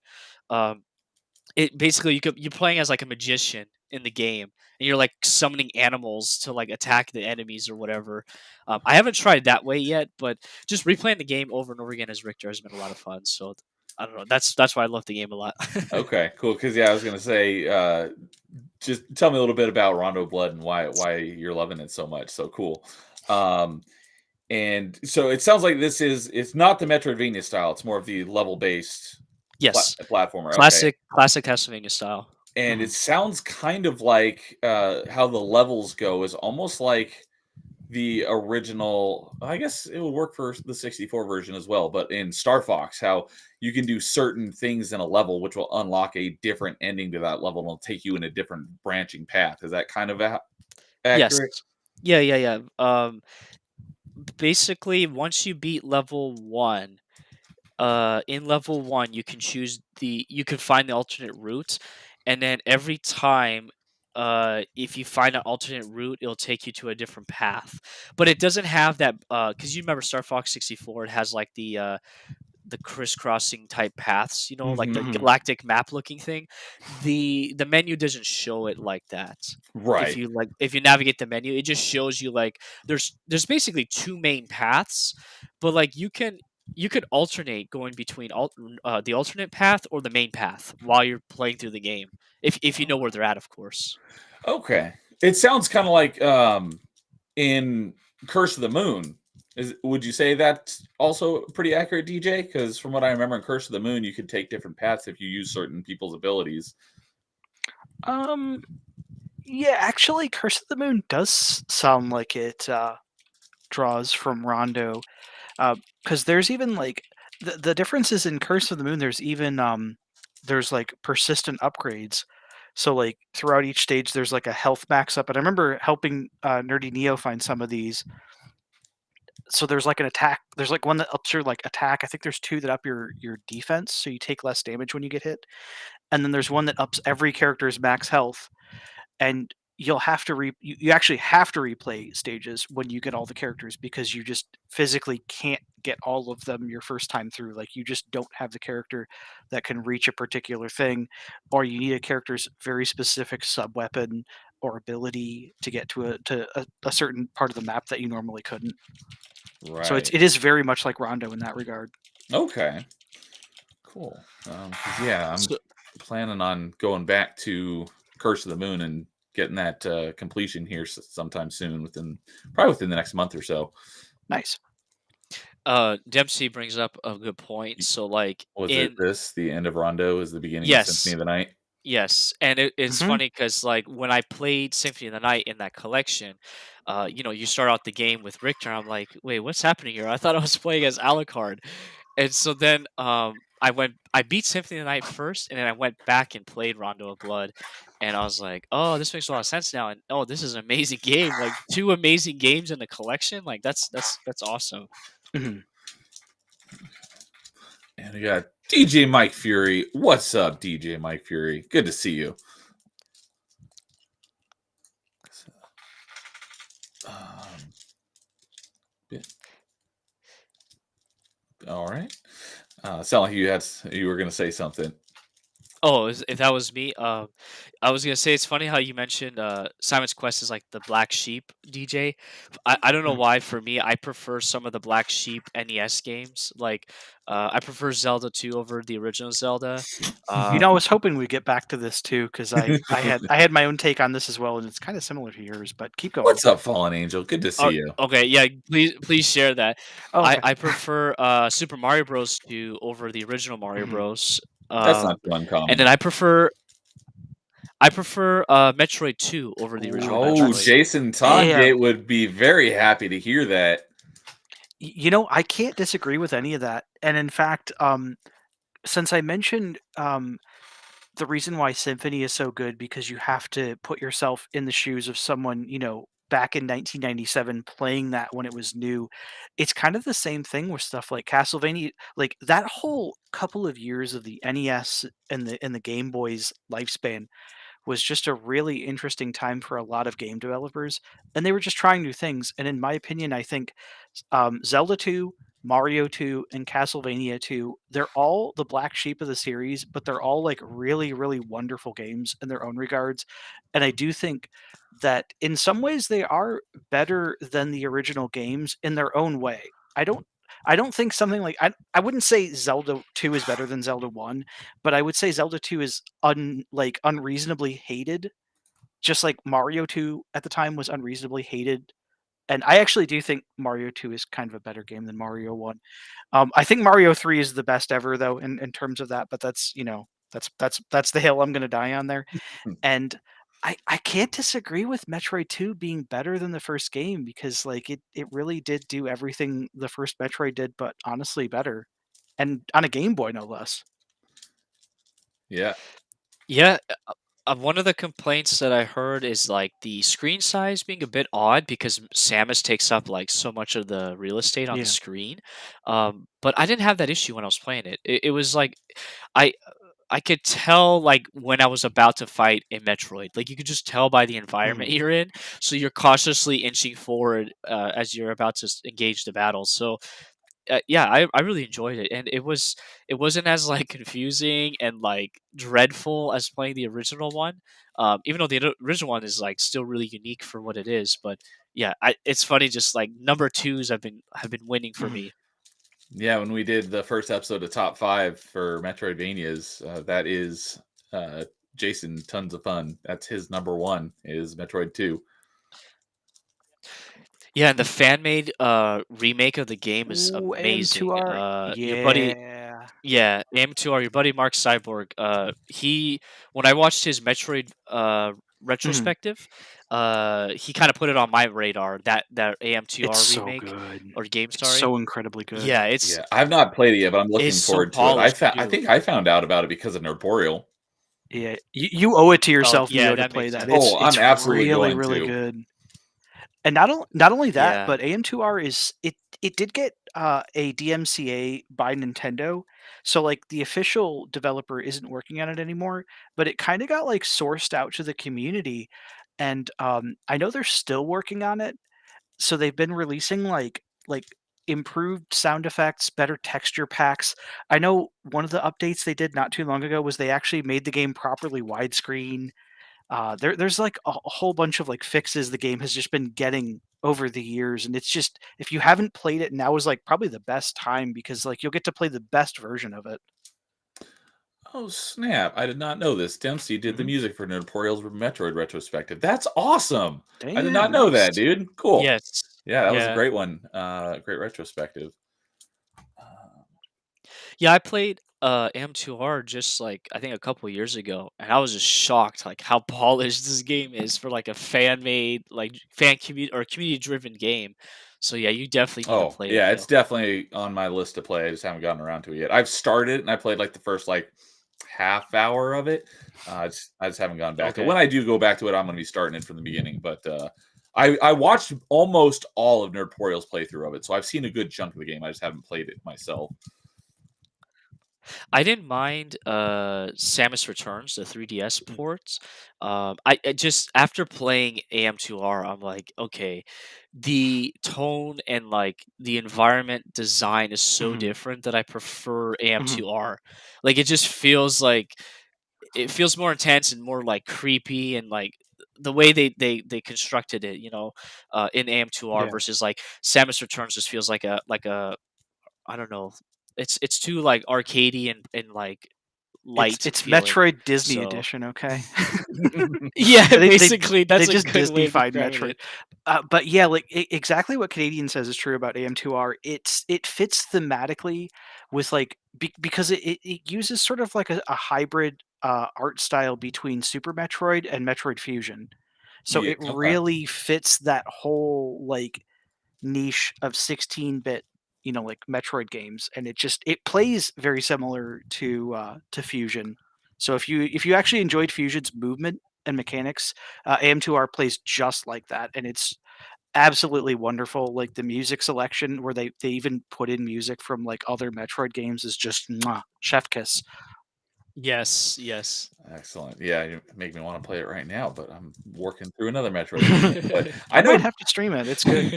yeah, I might do that. But yeah, I know DJ is a big Metroidvania enthusiast. Oh Canadian, yeah. are you big on Metroidvanias as well? No, only in like I guess Metroid and Okay. Castlevania Oh, okay. series.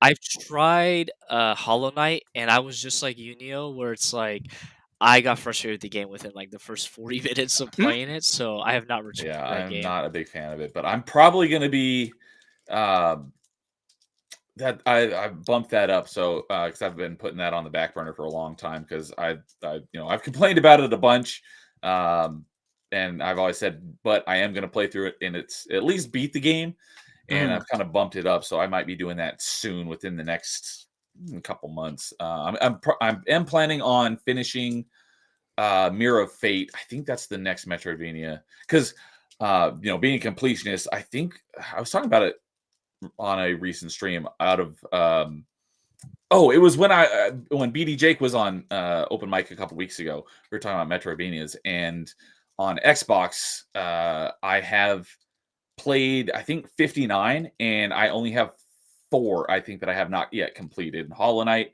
and Mirror of Fate are 2 of them, and I'm gonna be working on Mirror of Fate here very soon, and then after that, I think I'm gonna give Hollow Knight the good college try. You know, I haven't given my take on Hollow Knight. It's an okay game, but honestly, it's one of those games that I think got way overhyped. It's not as good as people make it out to be. I finished the game.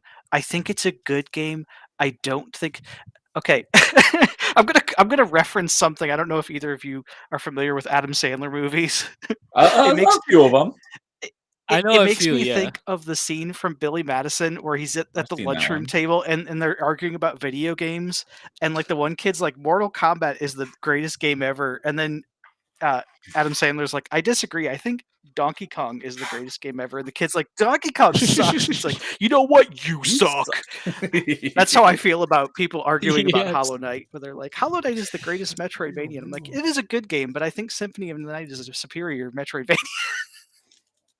Yeah, not that I didn't enjoy my time when I did play Symphony. I am planning on playing it again because, like I said, I played it once about 8 years ago, and I do need to play it again. But I also have not played Super Metroid in a long time. But I'm much more interested in playing Super Metroid than Castlevania. But that's probably because, like as I always say, I will 9 times out of 10 probably isn't even accurate. It's probably more like 95 out of 100 times I will take sci-fi over fantasy. Mm-hmm. So that's Yeah, just a same. personal preference thing. Funny you say Super Metroid because I forgot to mention I'm playing that too. Like as far as current games go, I'm replaying that game at the moment.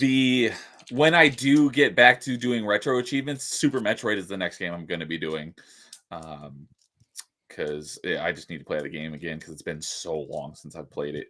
And someone who was just streaming, I swear I was just watching someone stream it yesterday, the day before. Was it Nerdporial? Okay, I was like, Nerdporial. I'm pretty sure Yeah, it was he's Nerdporial was playing again. And that was giving me more of the itch. But as I said on Tuesday for top 5, that I just started playing Ori and the Will of the Wisps again, and man, it's just reminding me how much I freaking love that game. I'm a good chunk of the way through the game. I'll probably finish it either tonight or tomorrow. I don't think I'm gonna go for 100%, but I'm gonna at least beat the game again. And man, I freaking love that game. It's just reminding me how much I love it because it's been a couple years since I played it. As far as other Metroidvanias that I've played, the only ones I can really think of are the Jedi games, the new Jedi games that Okay. came out. Yeah. I did play Fallen Order. That's I've it. not Like, played Jedi Survivor yet, but I will be doing that at some point. But yeah, I can't. I'm looking at my list here of what I have, and I don't see anything else that stands out that's like Metroidvania style. for the most part, I liked Fallen Order. I had some gripes with it. I think everything that I had an issue with, I've heard they rectified in Jedi Survivor. So I think gameplay wise, I think I'm going to like Jedi Survivor a lot. Lore wise, I think I might hate it. Yeah, yeah, that sounds about right. Paul saying Neo cried while playing Ori. No, but it has gotten me choked up because it is a very emotional game. Both of them are. But let's see here. Where'd it go? Fallen Angel asked me something that I wanted to touch on. Here we go. We opinions on Mega Man X Corrupted. So as I said at the beginning of the stream, DJ and Gino95 were the first guests on my channel as the very first stream, and we talked about Mega Man for about 2 hours. And one of the questions, which I think was DJ's suggestion for a topic to talk about on that stream, was fan Metroidvanias. Was it fan games too? It was fan games, and okay. Because I think both of us answered Mega Man X Corrupted. If that game ever Yeah. gets finished, that might be one of my favorite games of all time. It looks like every single thing I see about it looks amazing, and I it's agree. everything I would want from a Mega Man game mixed with my favorite genre of Metroidvania. It could be mwah, if it's as good as it looks. Yeah. I agree. I like. There's even like Mega Man, like original Mega Man fan games that I love. Like Mega Man Unlimited is so good still, but if Corrupted ever hits, it might top all of those because it just looks that good. What's Mega Man Unlimited? Mega Man Unlimited is it's in my opinion the best Mega Man, like original Mega Man, like not Mega But Man X, just Mega Man classic. fan game.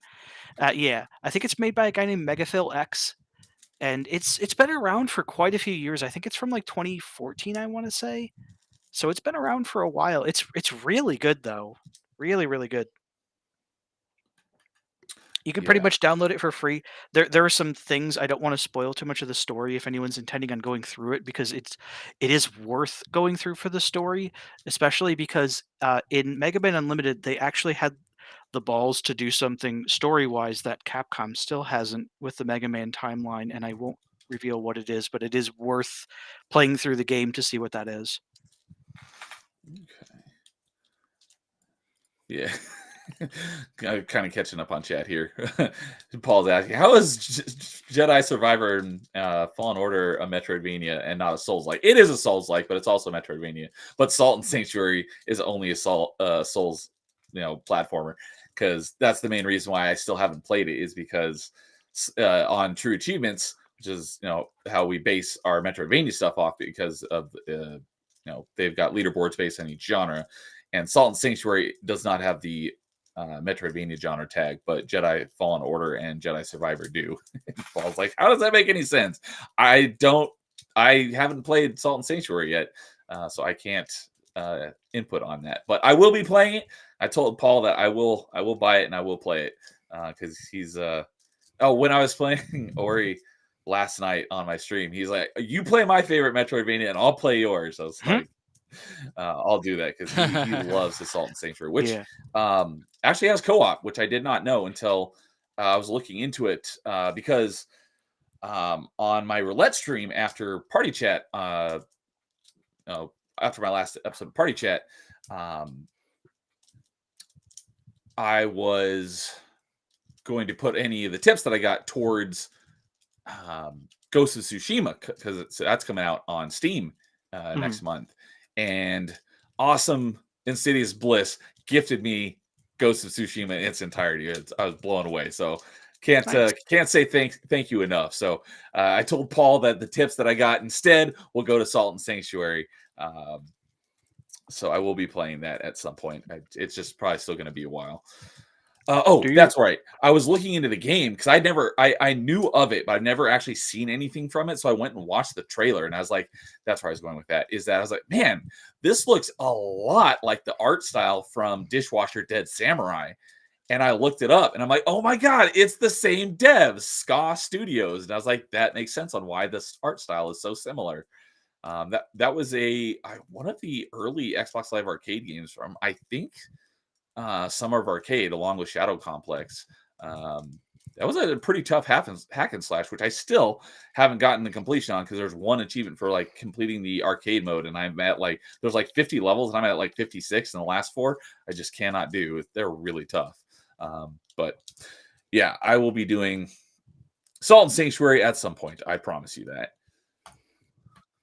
Real quickly, you guys are saying that Ritual of the Night takes 60 Oh hours, yeah, right? so catching up, DJ is like, what about Bloodstained? We did talk about Bloodstained Ritual of the Night quite a bit, so if you didn't catch it, you might have to go back and catch the rest of that chat. But yeah, Angry Canadian says 60 hours is short. It's not even close to 60 hours. Yeah, I was just saying that it took me about 60 hours to get 100% completion in it the first time. But that was partially on me not knowing the mechanics of the game and being under leveled because of the whole food thing, which I didn't learn until way later in the game than I should have, and getting my butt kicked because until I got that weapon that I was talking about that made the game a lot more doable for me. So I wouldn't say it's a 60 hours. That was just how long it took me. If I had to put an estimate to it for beating the game, I would probably say like 30. Yeah, if you're going, it's not very long. But if you're going for 100%, like being a completionist like I am, I would probably say between 40 and 50 hours for 100%.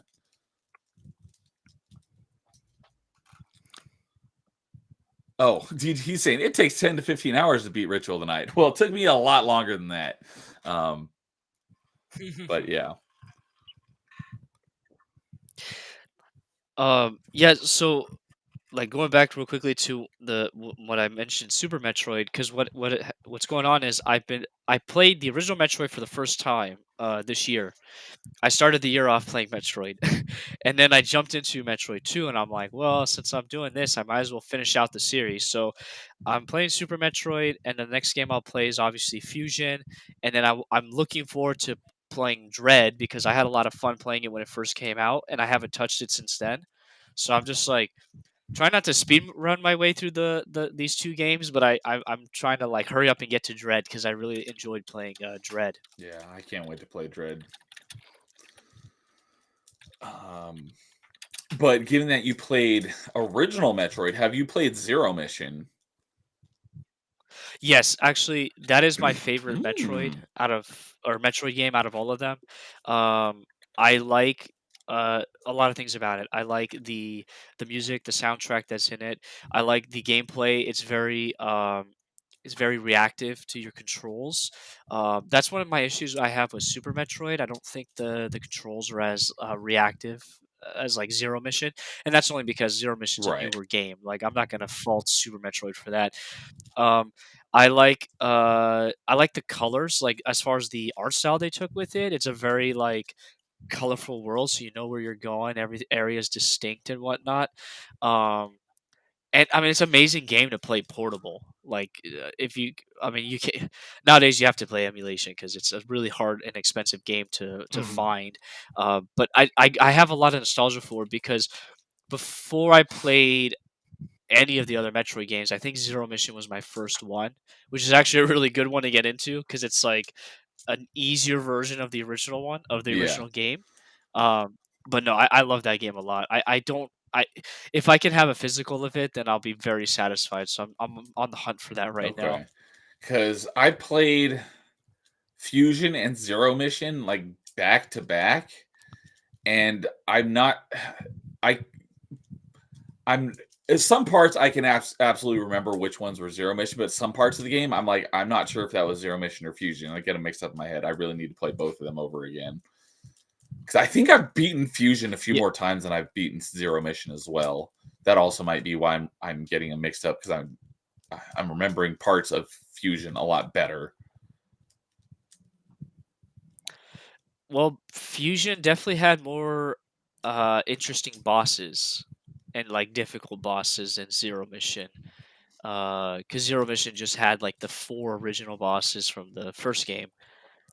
And then yeah, like the issue I have with Fusion is how linear it is. It's a little Mhm. too linear for like a Yeah, Metroid that's game. what I often hear is one Um, of the biggest complaints is how linear it is.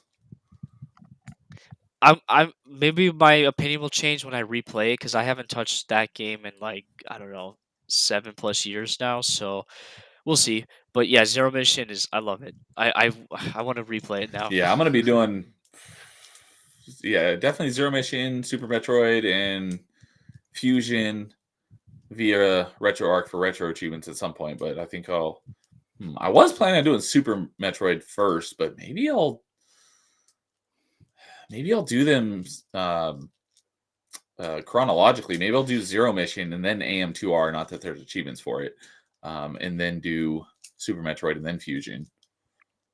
I might just do that. Well, the only issue with that is you'll you'll get irritated with the controls, I think, because you're going from two games that were released close to each other, and you're splitting them in half, or you're separating them in the middle with Super Metroid, which has a completely different like Yeah, feel to it. So it might throw you off. You're like, wait a second, I'm used to like moving a lot more quickly in Zero Mission. Now I'm playing Super Metroid. I don't know. That's just me, but yeah, that would make sense. But I do remember, I've only played Super Metroid once, but I do remember liking it. But that was a long time ago, so I definitely need to play it again. But Dempsey's coming in here with Ritual of the Night speed runs. Is this your time or is this like world record? That's the world record. That's the WR on there.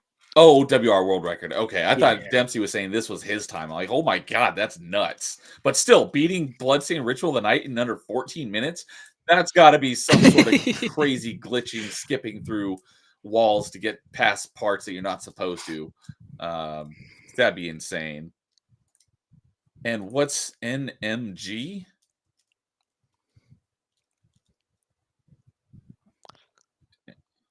Anybody uh, have any idea?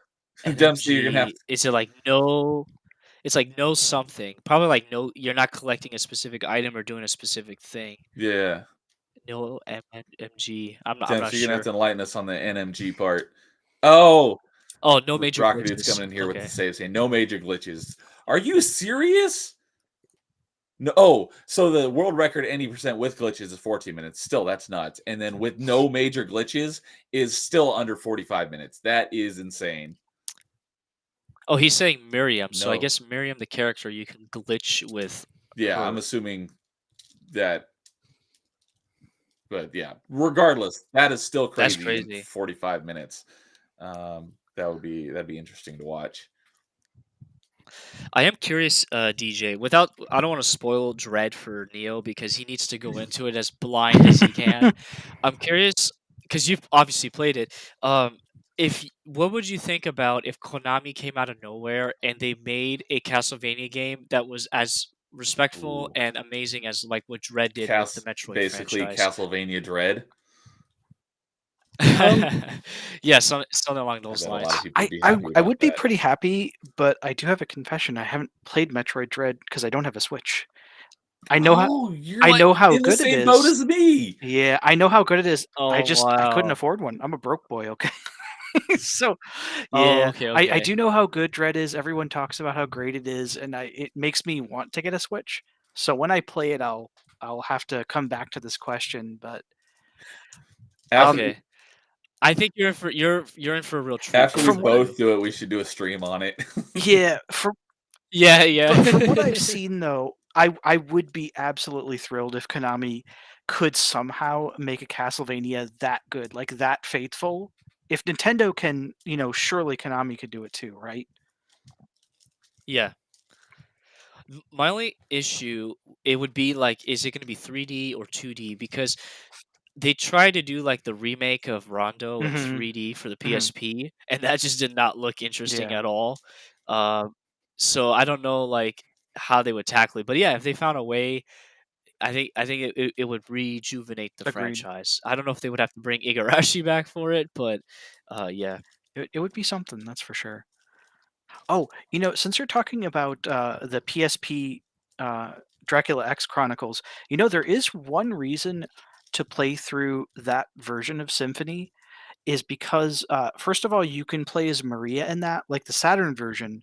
They don't have the Saturn exclusive areas, but the other thing that makes it interesting is that version of Maria is not the same one that you can unlock in the Saturn version.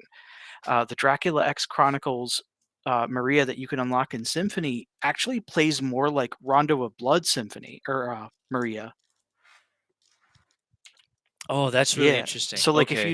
if you're familiar with Huh. how Maria plays in that, she plays more like her Rondo equivalent. And I have played through um that version, like the PSP version with Maria, and it's really, really fun. Like she's probably more fun to play than even Richter.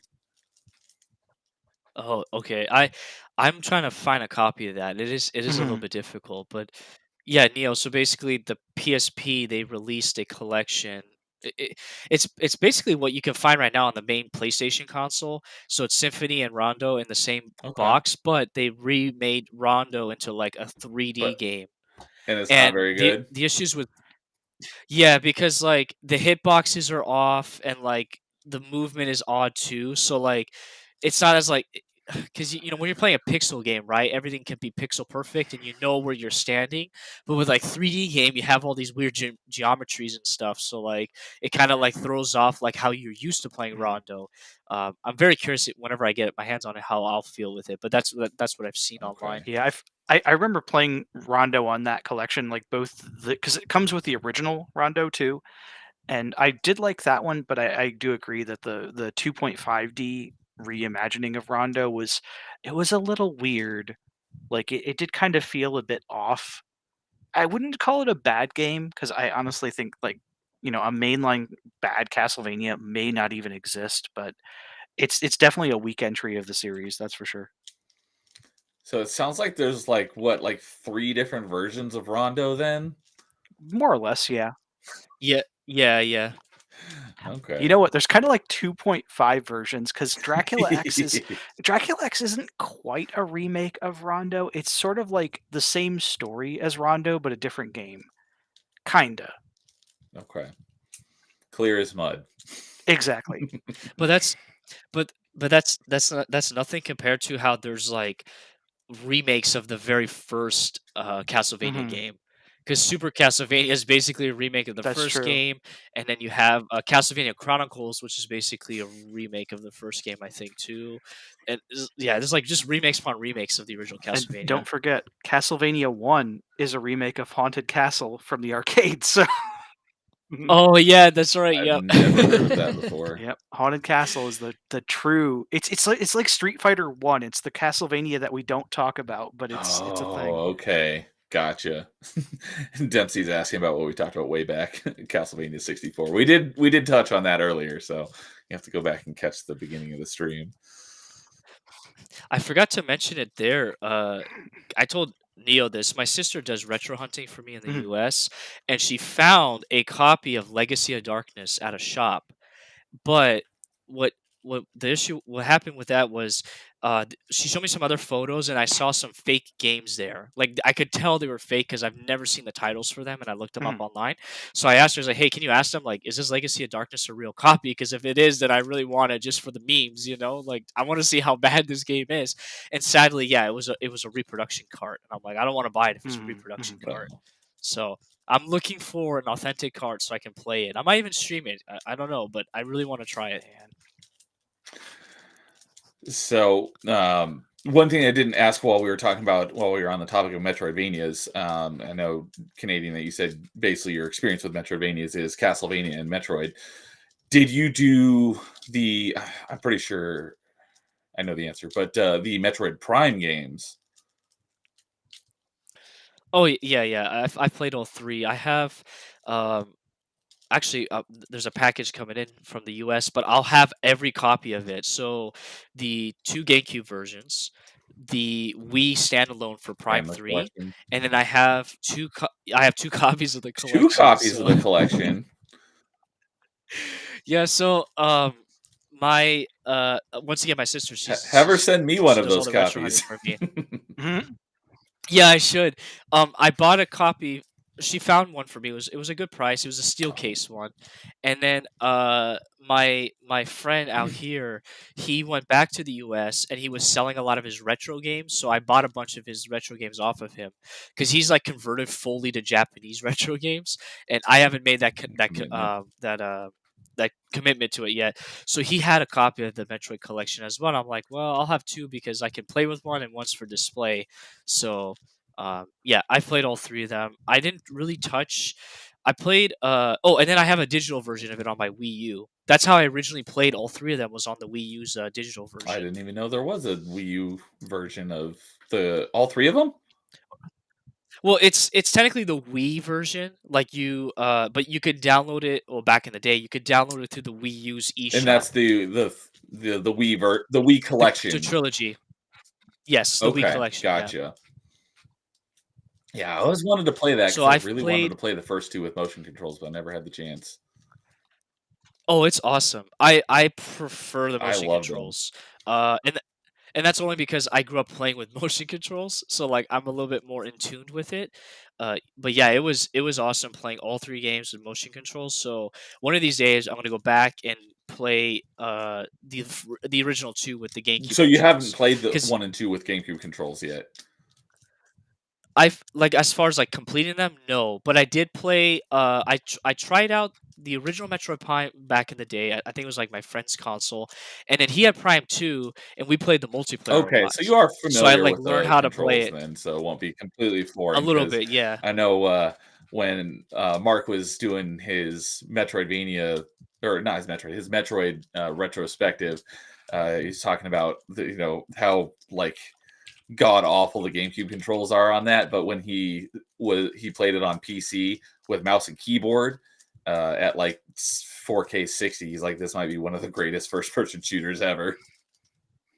Oh my goodness, the not real way of playing it. Okay. Because those controls on Switch version is GameCube really good. are weird. I've never played any other game Oh that had yeah, yeah. controls like that. I got used to it, but if you didn't play it when it was new and going back to it now, I could definitely be like, WTF is this? Well, whenever you get a Switch, then you should definitely get the remaster. I do 'cause plan the to. remaster controls are really nice. Yeah, I do plan to do that. Are you? So here's the litmus test. Is DJ Access a Prime 2 Oh, fan? because you and I both love Prime 2 so much.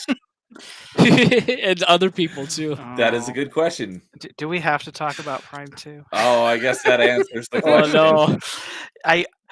I'll give it a try because I remember talking about this with Dude 1286 because he likes Prime 2 as well. Oh, I only Prime only 2 played it. lovers.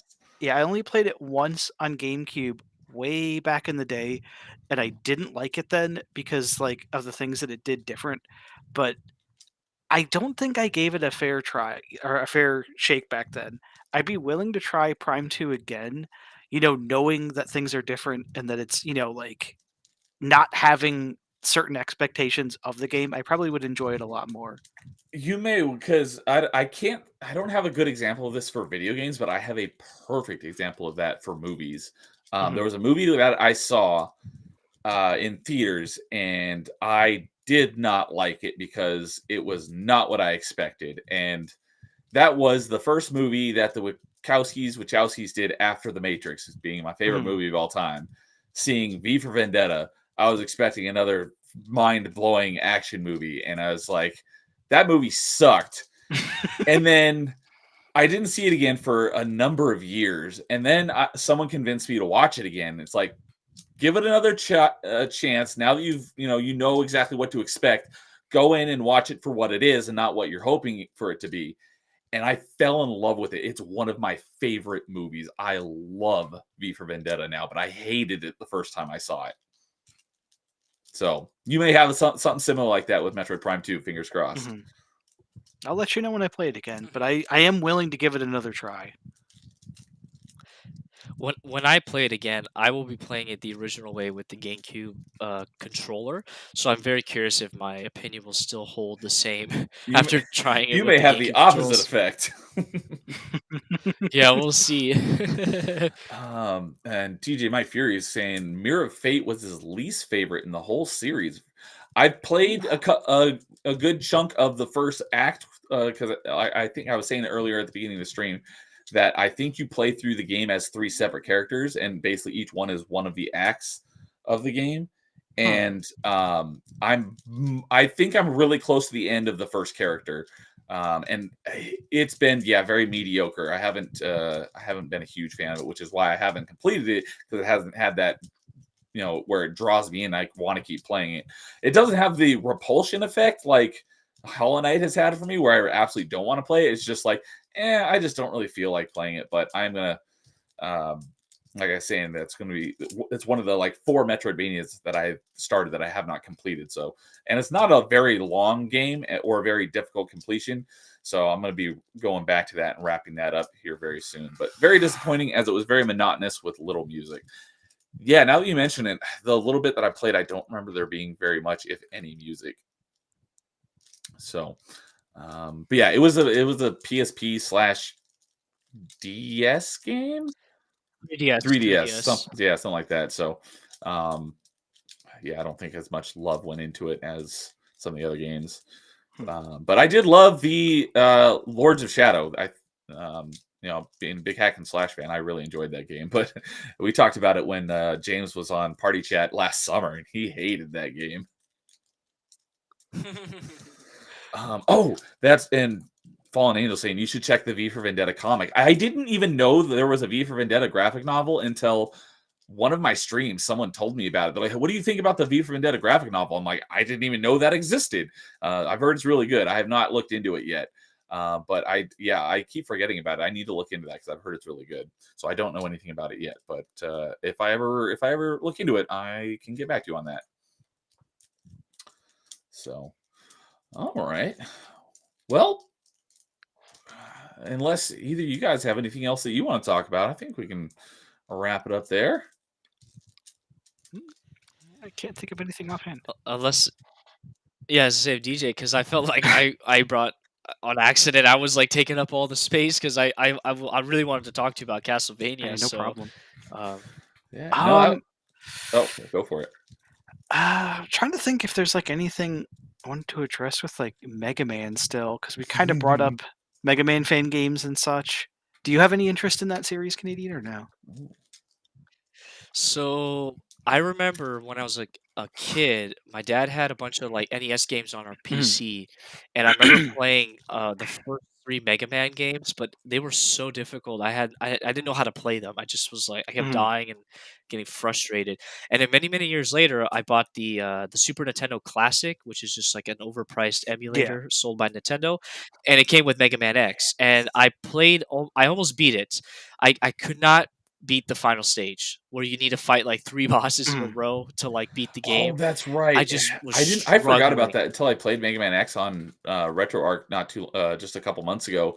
That in X2 and on, all the boss rush you can pick which order you do them in, but in Mega Man X they're in a specific order and you have Yep. to beat them in the order that they're presented to you. I forgot about that. hmm Yeah, so I got stuck and I never finished it. I did, however, many years later or a few years later, bought the collection, the X collection that Yeah. came out for the Switch. So I own that, and so I should go back and play. But I love that game. I love the music. The music is amazing. I know you It like was it, in Neo, my because you top mentioned 5. it recently.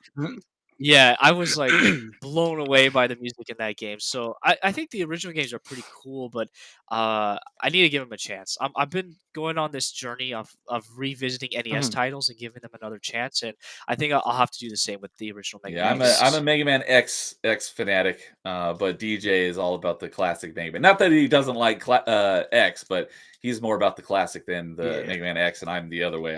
All about Mega Man X, not so much the classic. Yeah. I mean, But I think I I've have said played them all though.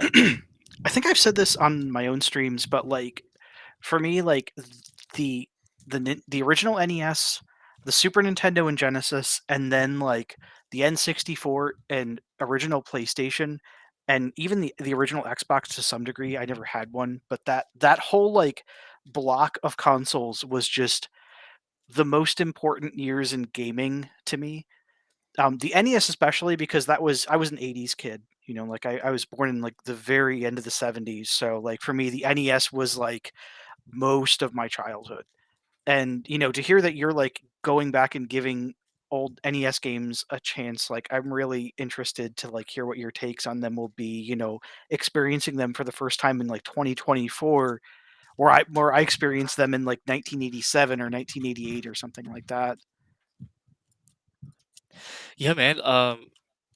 Like Castlevania is the best example.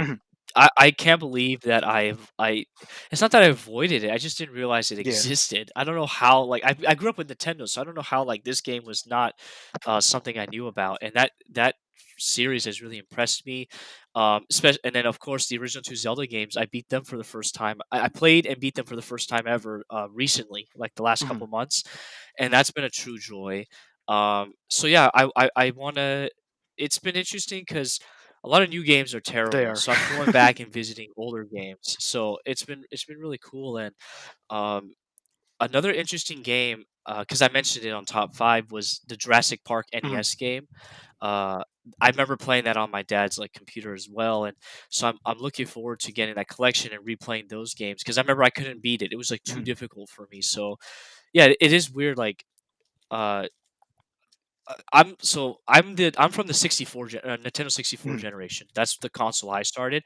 So I didn't get to play Super Nintendo NES, and I'm still, even though I'm not old, but I'm not young. I could still enjoy the Mhm. NES and Super Nintendo era of games. I think they're solid games, and it's sad that like a lot of these newer kids they have like no appreciation for older stuff than like Mhm. Fortnite.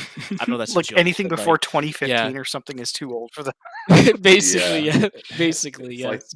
the line from Cars. It's like, it's Hendrix, man. Respect the classics. Mhm. Yeah, yeah. Because this the server that I hang out in, I'll stream like I'll stream whenever I'm playing Castlevania, and this one guy, he's like way younger than me.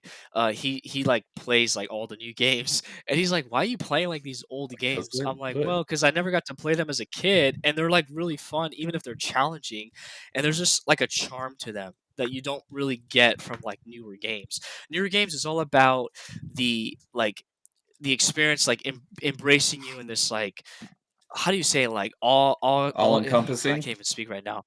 Yeah, all encompassing experiencing, but like it's this grandiose like thing. Whereas like the older games, it's just like wow, this like really like small and uh, niche, but more like just I don't know. I can't even think about it right now. But the charm, I guess, is the easiest thing to say. To say there's a little bit of a charm playing the original Zelda game versus playing like Tears of the Kingdom. Even though like anyways, yeah, and then same with like Castlevania, and that's why I'm very curious, like when I get to Lord of Shadow, like how is that gonna if that's gonna break me compared to what I've been really enjoying with the real Castlevania games or It is whatever. quite a So departure from Wow. the formula of all the other Castlevania games. yeah, and I have the NES Classic Mini, and so or the NES Mini, whatever. So I'm trying to also play through those games as well. Um, and eventually, I like to get like some Famicom games and try some of those old Famicom games. So it's just interesting. Like you wouldn't expect somebody of my age to go back and play like NES Mhm. titles, or even Super Nintendo, yeah, but not even NES. So Yeah, I've played through all the mainline Mega Man games, with the exception of, like I said earlier, Mega Man 11. I haven't played it yet, but I will be playing it at some point. I have beaten all the classics, Mega Man's 1 through 10. Um, but I played them when I got my Xbox One X, because when I bought that, they gave me like a whole crap load of games with it, and they had Mega Man Legacy Collection 1 and 2 with it. The X Legacy Collection 1 and 2 were not out yet, but I bought those day one because I love those. But um, that was, I think, my first time playing through a lot of the classic Mega Man games, because I think I had played Mega Man 7, which was a Super Nintendo game, on an emulator a way back, but I had never actually played any of the classic Mega Man games until the Mega Man Legacy Collection. Um, but I hadn't played it basically since around 2018 when I got that thing, up until on my roulette stream after the last party chat. One of the games that came up on the roulette wheel was Mega Man 3. So I played that for a little bit and got my butt handed to me. I think I made it to one of the bosses once, but I didn't beat any of them in the 15 minutes that I had. what happened there then with like Mega Man 7 being SNES and then you have X? Maybe DJ could Because probably answer Like, that. 7 Like actually what came out after Mega Man X. yeah, yeah. X is actually it's not a launch title, but it is a kind of early-ish Super Nintendo title. I do know that X2 and X3 all came out basically a year apart. It was like Yeah, I think it was 90. 93, 94, 95, right? Yeah, I was gonna say, I think it's 93, 94, and 95. Mhm. And then I think 7 came out between X and X2. You know what? Let me check that because now I'm curious.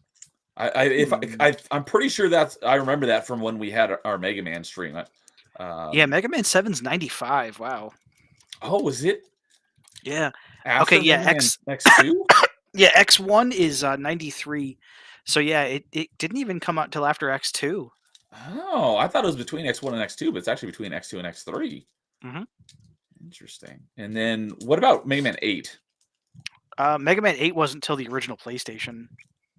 So I Oh, think that it was didn't like have a Super Nintendo? It was yeah, there was no interesting. Super Nintendo Mega Man 8. That wasn't until the like 32-bit era of stuff. Okay, so Mega Man 8 and X4 were both PlayStation. Mhm. Interesting. Okay, because yeah, like I said, I didn't play a lot of the Mega Man classics until the X collection, and I played that around 2018. Mhm. I mean, you're not really missing too much with Mega Man 8. X4 is like, it's actually still a decent X game, as I'm sure you know. But I don't like it as much as X1 through 3, but I do still like X4 a lot. yeah, Mega Man 8 is like, I would say if you're ranking like the 11 original mainline Mega Man games, it's probably the worst of them. That's what Mike Maybe Theory second to says. like the original Mega Man, just because Mega Man 1 is pretty rough too. But Mega Man 8 does some weird things like um all like any Robot Master weapon will kill any enemy in a single hit, regardless of what Robot Master weapon you use. So it's kind of broken in terms of difficulty. You can use something like Astro Crush, or you could use Flash Bomb or Thunderclaw, and just basically like clean house like in the levels. If unless you're doing like Buster only, of course. Right. Of course, the voice acting is horrendous in that game. You know, Doctor Wowie. Dr. Wily. Come on, Just Mega Man. We have to go stop Dr. Wily.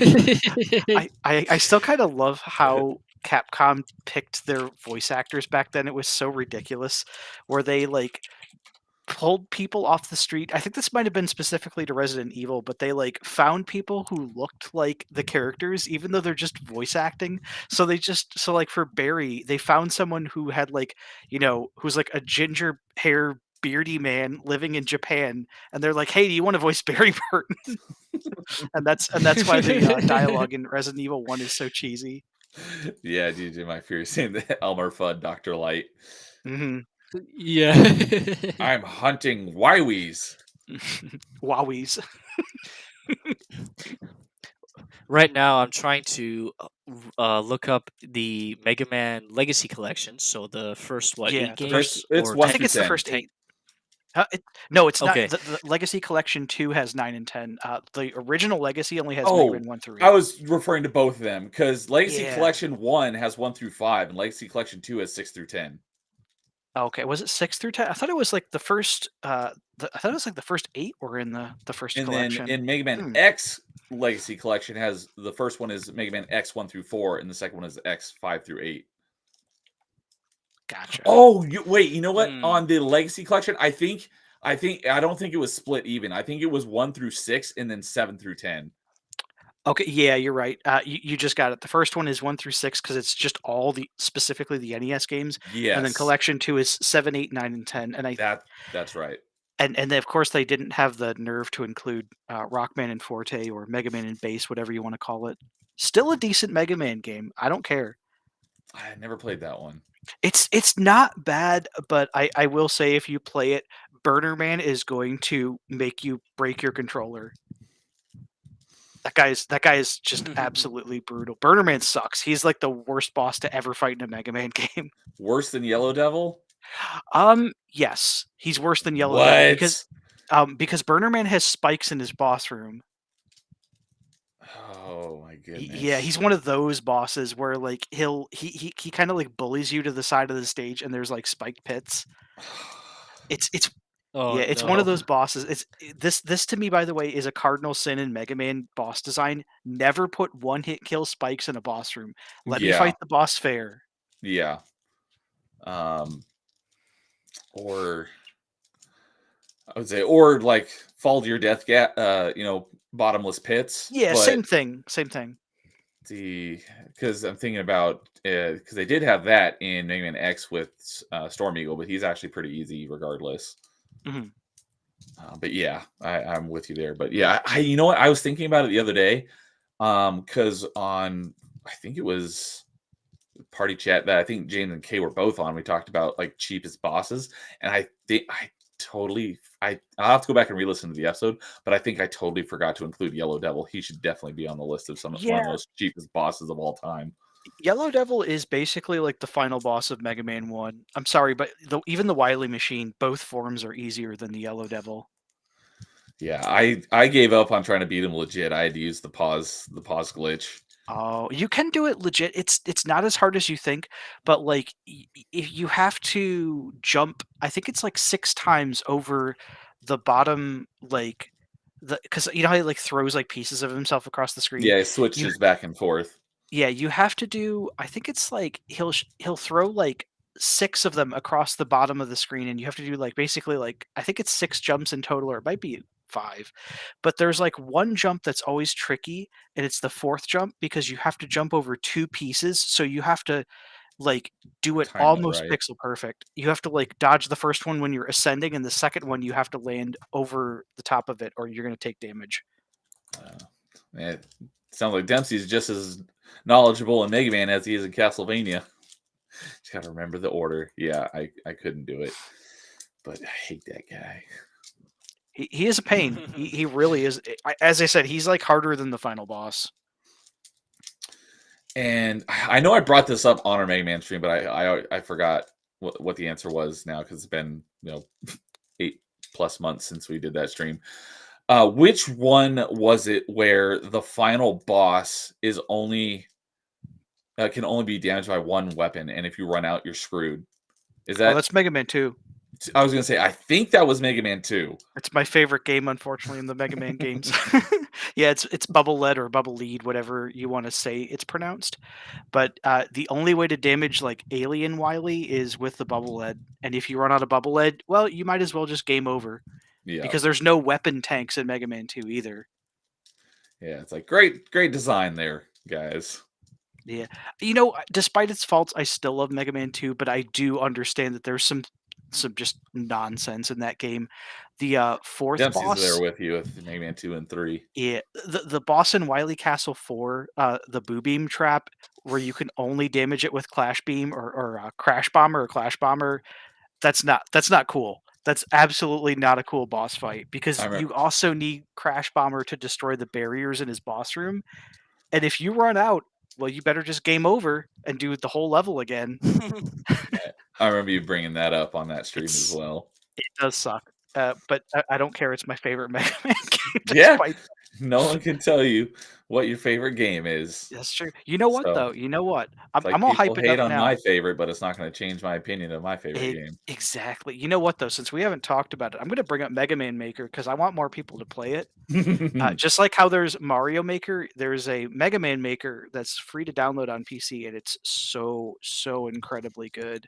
If you like classic Mega Man, it's just as good as you would imagine. Like they have so much stuff in the game, and the thing that I really like about it is they've actually thought ahead with a lot of the Robot Master weapons, and they have like interactivity with like stage hazards and enemies and even like stage like obstacles that weren't in the original Mega Man games. So like a lot Hmm. of the fire-based weapons Mega Man has will now like ignite the oil from Flame Man's stage, like from Mega Man 6. Oh, cool. You can use like the elect beam from Mega Man 1 or any of the other like thunder weapons to like power. I think there's like magnets or like generators that can be powered with electricity. Just stuff like that where you can add it to a level and really just go to town with it. Do some interesting stuff with it. I might start streaming it because like since I don't have a Switch, I can't do Mario Maker levels, but I would love to do Mega Man Maker content and maybe even do like a community event. Oh, cool. Yeah, maybe do something where he'd have to get some more people to do it, but kind of like how James and Kay like we're playing through like Yeah, Mega like Man Maker or their part. Mario Maker levels, get people to make Mega Man levels and you play Yeah. them or something. Oh, and best of all, Neo, they have something for you too. It's not official, but it is. I think it's endorsed by the dev team. Someone actually made a Mega Man X Maker like fan mod for the game, and it Ooh, you have my turns. attention. Yeah, and it replaces like Mega Man and Proto Man with X and Zero, and they basically control like they do in Mega Man X. So you could do like levels that are designed around X's like air dashing, like his wall clinging. You can use the Z Saber, just all that good stuff from Mega Man X. And I think they have all of the Mega Man X weapons in there too. I'm not sure if it's like the original Mega Man weapons in the mod or if it's the Mega Man X weapons, but I've seen it and it looks really, really good. You definitely have my attention. You have to send me the link to that because I definitely want to check that out. Yeah. I might even put it up on my Discord or something, but if I forget, I'll just send it to you directly. It's worth checking out. That's awesome. The other speaking of the other Mega Man things, fan games and stuff that I still need to check out is the mod that lets you play through Mega Man X3 in its entirety Oh, as Zero. I still haven't checked yeah. that out yet. I've heard about that. I know it's been like it got like fixed up a couple of years ago too, and I think it had some problems with it or something, but like I do believe they made it like even better. they added extra routing, or just like I think they added more things that Zero can actually do that he like wasn't able to before. Sweet. Yeah, I need to check Which that out because that'll probably be awesome. which Mega Man game can you play as Zero? The first one you can play as Zero is X3. Yep. You can only play from a short period of time. The first Mhm. game you can actually play through the entirety of the game as Zero is Mega Man X4. Okay. And then from there on out, I think you can play through all of the subsequent games as him at any time, I think. Yeah, and then eventually Zero just got his own games, so then you Yeah, can the just play Mega as Man them all Zero the time. games. Which game was that? Those are the GBA games. Yeah, Yeah. Yep, they had Mega Man Zero, and I think it was like Mega Man ZX too, wasn't it? So Mega Man Zero's 1, 2, 3, and 4 were GBA games, and then Mega Man ZX and ZX Advent were DS games. Okay. I and you would think that those ones would be my favorite because the ZX and ZX Advent are essentially Metroidvanias. Mhm. But I never was able to finish ZX, so I haven't gotten to ZX Advent yet because the map is so terrible and I have no idea where to go or where I need to go to beat the game. That's my main issue with it. But yeah, I feel like I was going to say something else. But yeah, Zero is awesome, and I need to check out the X3 mod to play through the whole game as him. Well, I'm definitely itching to play some X now, X1. Yeah, So one of these days when I finish a couple games, I'll pop it in and play it Nice. yes, do it. and finally beat it. Yeah, if you because Mega Man X 1 through 3 are kind of 3 is my favorite, and DJ was sat in in my ear while I played it on stream for Retro Achievements a little while back because he's going to be playing it at some point and he's really rusty on it, and so I was giving him tips as I was playing through it. And we were going to do the same thing on his end where he was going to play it and I was going to be in his ear, but we just haven't gotten around to doing that. So we'll have to figure out when to do that at some point, assuming you still want to. I do. I know I'm going to be in for suffering because man, X3 is hard.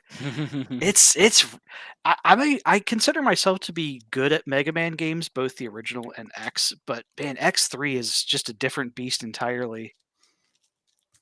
But yeah, if you ever, I'm well versed. X3 is the one I'm most well versed in, and then X1 and then X2. But if you want any tips or you want me to, kind of sit in on a call and help coach you if you want, I'd be happy to because I love X1, 2, and 3 so much. All right, yeah, I'll take you up on that. That reminds me, Neo, you still got to play through Resident Evil 4 and have me on.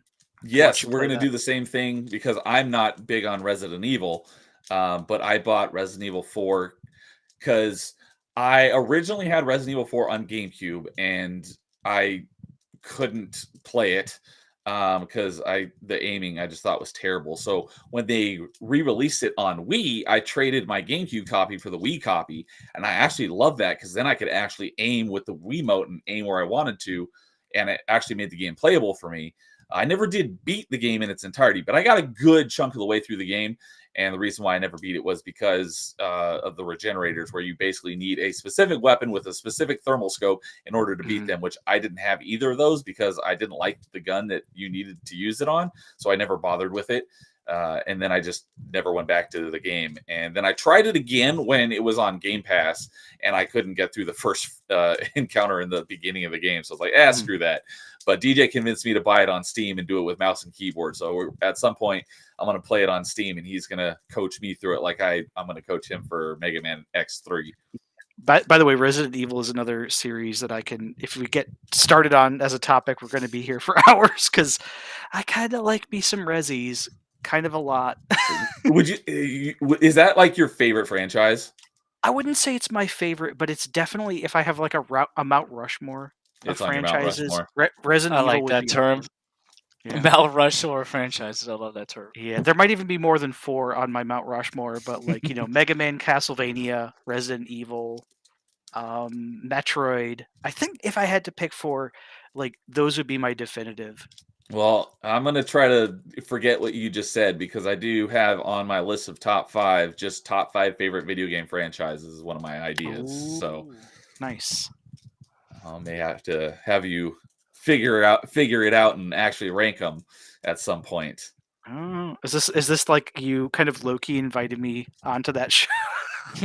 Like I always say, top 5 is open to anyone who wants to come on and All rank right. something. So, definitely everyone's always welcome. Yeah. And Hey, put down popular a date and let topics. me know. Yeah, popular topics. We'll do it again. Like we've already done Nice. two Metroidvanias. We're gonna have to do a part 2 for Zelda because Angry Canadian and Reporia weren't able to make it. Mhm. But yeah, definitely, getting you guys Yeah, on is what is the best part of top 5. yeah, it's a blast, dude. Those streams are a lot of fun. Mhm. Yeah. So, all right. Wow, we're already at over almost at 2 hours and 40 minutes already. And it was funny because after we're like 37 minutes in, and Angry Canadian's like, well, that's all I got. I'm like, oh, well, this is going to be a short stream. Now we're getting close to 3 hours. It's like, but Yeah, I love it. and now the subject of Resident Evil gets broached. It's like, oh, do we Oh, really no. want to get into this? No, we're going to be here for another 4 hours talking about Resident Evil, which I have almost zero. I have even less knowledge of Resident Evil than I do of Castlevania. Oh man, we gotta educate you on Resident Evil. Got to get me educated. We do. You gotta get your education on Resident Evil. So, but that was a great chat. Loved having you guys on, and Yeah. even if it's a topic I'm not terribly well versed in, I still love having you guys on and talking about stuff. That's the whole point behind open mic. So, let's go. Let us know what you guys got going on. Angry Canadian, what do you got going on in your channel coming up here? Well, it will be, let's say, 8 hours from now. Yeah, about 8 hours from now. So it'll be morning time for you guys. I'll be streaming on Rumble. It'll be my first time playing Sonic and the Secret Rings, which I've heard nothing but negative things Oh about no. it. So I don't Poor know. soul. Yeah, I've never seen any gameplay. I don't know how I've like not seen anything about this game, but once again, my sister was awesome, was able to get me a copy of this, so I'll be playing it, and we'll see if I'll be swearing and raging as people seem to when they play this game. I don't know. Yeah, so that'll be on Rumble. I'll put it in people's discords and as well as Twitter if you're not following me on Rumble, which is fine.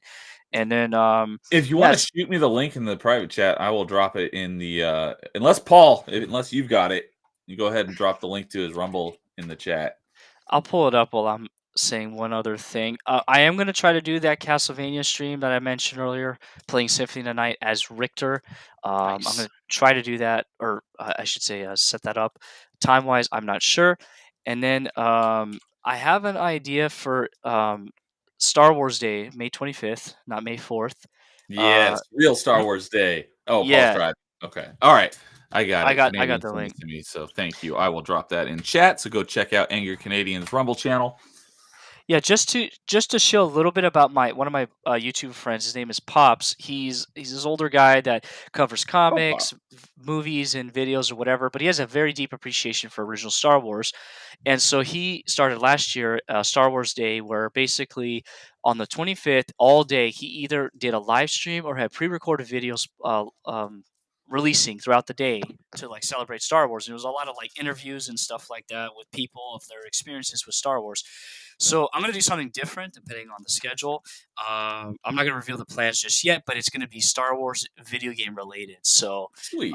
um, that's something to think about in the future. But yeah, just Sonic game. Hopefully, I don't do something harmful to myself while I'm playing the game, but we'll see. Speaking of that, I gotta look it up here. I was just looking up May 25th this year is on a Saturday. Is that it? No, nope, it's not. I was gonna say it'd be funny if it fell on a party chat day, but nope, it's on the off week. So never mind. Let's see, maybe we'll do something. Oh, I will tease this. One game I will play because I already mentioned it, I think, before. I was able to get a copy of Star Wars Bounty Hunter for the GameCube, Ooh, Oh, and I've nice. never played that game before. I've played a I lot of have different not Star Wars either, games. and I Yeah, want to play that game. Well, I'll be streaming it on that day, and so hopefully people will come by and check it out. So yeah, appreciate you having Sweet. me on, Neil. Yeah, you're a great friend. Both you guys are always welcome. Nice. Yeah, and as I always say, the whole idea for open mic is to just have a great conversation about video games. So if anyone out there wants to come on and talk about video games with me, let me know and we'll make it happen. So cool. All right, DJ, what do you got coming up?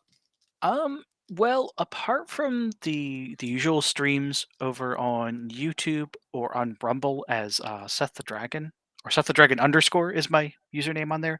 I think next week on Thursday I'm going to be on CJP's channel with a few other individuals, and I don't know if I don't know if he's announced what the topic's going to be, but it's video game related, so of course like there's going to be a lot of uh, I wouldn't say like harsh opinions, but there's going to be some very impassioned discussion about like soundtracks on that episode. But it's not just going to be me on there. There's going to be like quite a few peeps who know about this particular subject. But that'll be Thursday. Aside from that, Okay. I'm just going to be streaming at the usual places and posting music to my channel occasionally. I try to do that at least once a week or so if I have something to post. All That's right. kind of what I got going on. Just business as usual. What was your Rumble channel that you stream on? Because it's different than. Oh, I don't actually haven't streamed to Rumble in a while because I switched from Restreamer to using Restream.io, and to stream to Rumble, I need to have a custom RTMP server. You have to have the And paid version. yeah, you need the paid version. Dude1286 gave me like a workaround, but I need to like test to see if I can even do it, where you can basically like use custom RTMP in OBS. Oh yeah, But yeah. That's how Yes, I I do it. that's how I've been doing it up until I just started using the yeah. paid version of Restream last week. I did just follow you back on Rumble with my Rumble account, so you can find it there. I do have stuff up on Rumble. It's just kind of out of date because I haven't been streaming there. Mainly these days, I either stream to YouTube occasionally, or I typically stream over on Twitch as Seth the Dragon underscore. In fact, I can put the link if I already Neo got it. wants. Oh, thank you, Neo. Okay. Yeah, similarly on mine, because up until yesterday, I did my test stream, and part of that was streaming to Rumble, and it worked. So I have a Mhm. stream up on Rumble for the first thing on my Rumble channel in like 5 months, and that's because Nice. basically I think it was YouTube. Something happened where the auto transfer from YouTube to Rumble got shut down. I don't remember Yeah, who the who did YouTube that. channel sync. They turned it down. They turned it off like discreetly and didn't tell anyone. Yeah, I don't know if it Oh. was a Rumble that did that or YouTube that did It that. was because of I think Rumble was actually getting sued by YouTube for something, and that's why they closed basically any support for like shared services between YouTube and Rumble. Yeah, that was dumb, and they didn't say anything about it. All of a Yep, sudden, just stopped working. yep, they just swept it under the rug, and I'm like, well, that's cool. Now I have to upload all this manually. Yeah, so I didn't ever bother with uploading anything manually. So, but the last thing on my Rumble channel before yesterday was from like 5 months ago. Before that, Mhm. stopped automatically transferring. But I do have both your guys' YouTube channels in the stream description. So if anyone's not already subbed to these guys' YouTube channel, you can go click on the click more to expand the stream description. It's got their links there. But I dropped both. I dropped Angry Canadian's Rumble channel in the chat, as well as DJ's Twitch channel, which I didn't realize I wasn't subbed to your Twitch channel until yesterday. I noticed that. I noticed you like randomly subbed, and I'm like, hey, Nerdy Neo followed me on Twitch right before the stream. Thanks. I thought I did that a long time ago, but I didn't. It's because Paul was saying, hey, because you were at 68 subs, and he's like, someone get one more sub. And so I bumped you to 69 followers. And then I just pulled it up now, and someone else must have subbed because you're at 70 now. Yeah, we were, it was easy come, easy go. I was at 69 just briefly, and I'm like, well, we did it, boys. Nice. So yeah, so now the next milestone won't be till 420, unfortunately. And you got 2 days to do it. Oh, damn it. So, all right. And for me, I don't have anything going on tomorrow, but I've got the next Saturday is pretty busy. As I was saying, got the next episode of Party Chat at 11:30 a.m. Pacific. And the guest on that is going to be Dread Roberts. And I've got, I always remember on on Thursday night during open mic that's like, oh, I haven't gotten the topics together for party chat yet, so I'll do that after here and get those to my co-host and Dread Robert so they can prepare their answers if need be. And then I'm planning on doing another roulette stream after party chat is over.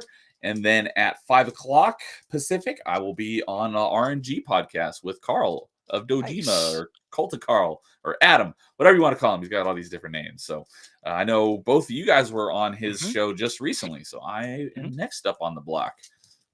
Sweet. You'll have a lot of fun. Yeah, and we're Carl's a both great big. dude. Yeah, he is great. He's been on, I think he's been on open mic and party chat. He was on party chat just not that long ago. And we're both big Xbox guys, so we're going to be probably talking a lot of Xbox stuff. So he sent me the thumbnail earlier this week or maybe last week, and I like the thumbnail because it's got his Carl face on Arnold with the rocket launcher from Commando, but instead of it being a rocket launcher, it's a Xbox Series X. I was like, I love that part. That's awesome.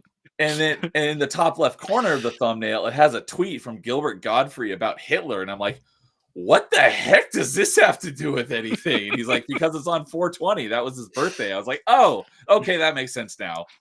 So, yeah, we'll Saturday will be 420. So, which I didn't even realize until he pointed it out to me. Oh, I did forget to mention one thing I will be doing on 420, if you don't mind. Go for it. I will be, I think Paul will be streaming this, but it's going to be the Company Boys. So myself, Insidious Bliss, Paul Hadouken, and Melee James, of all people. We're the Melee Jim Jam, and we're going to be playing Outlast Trials. So James is going to scream like a ninny and hide under a coffee table or something.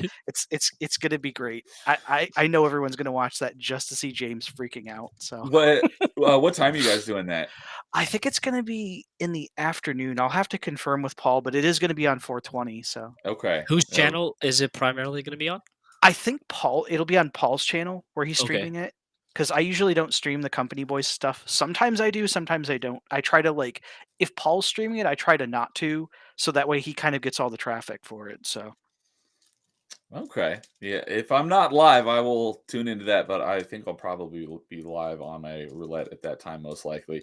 But I don't remember if I was saying this earlier in the stream or backstage or whatever, but if roulette goes long, and I got to cut it off to get on RNG, if I still got more spins to do after we're done on RNG, I'll get back on and we'll finish up that roulette afterwards. So got a full day of streaming on Saturday and I'm looking forward to it.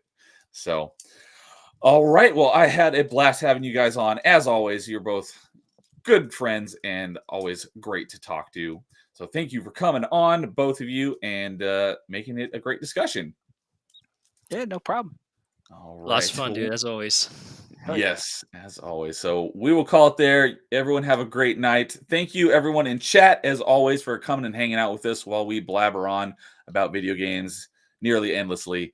You guys are all great as well. So with that, we will say goodnight. And in the meantime, game on.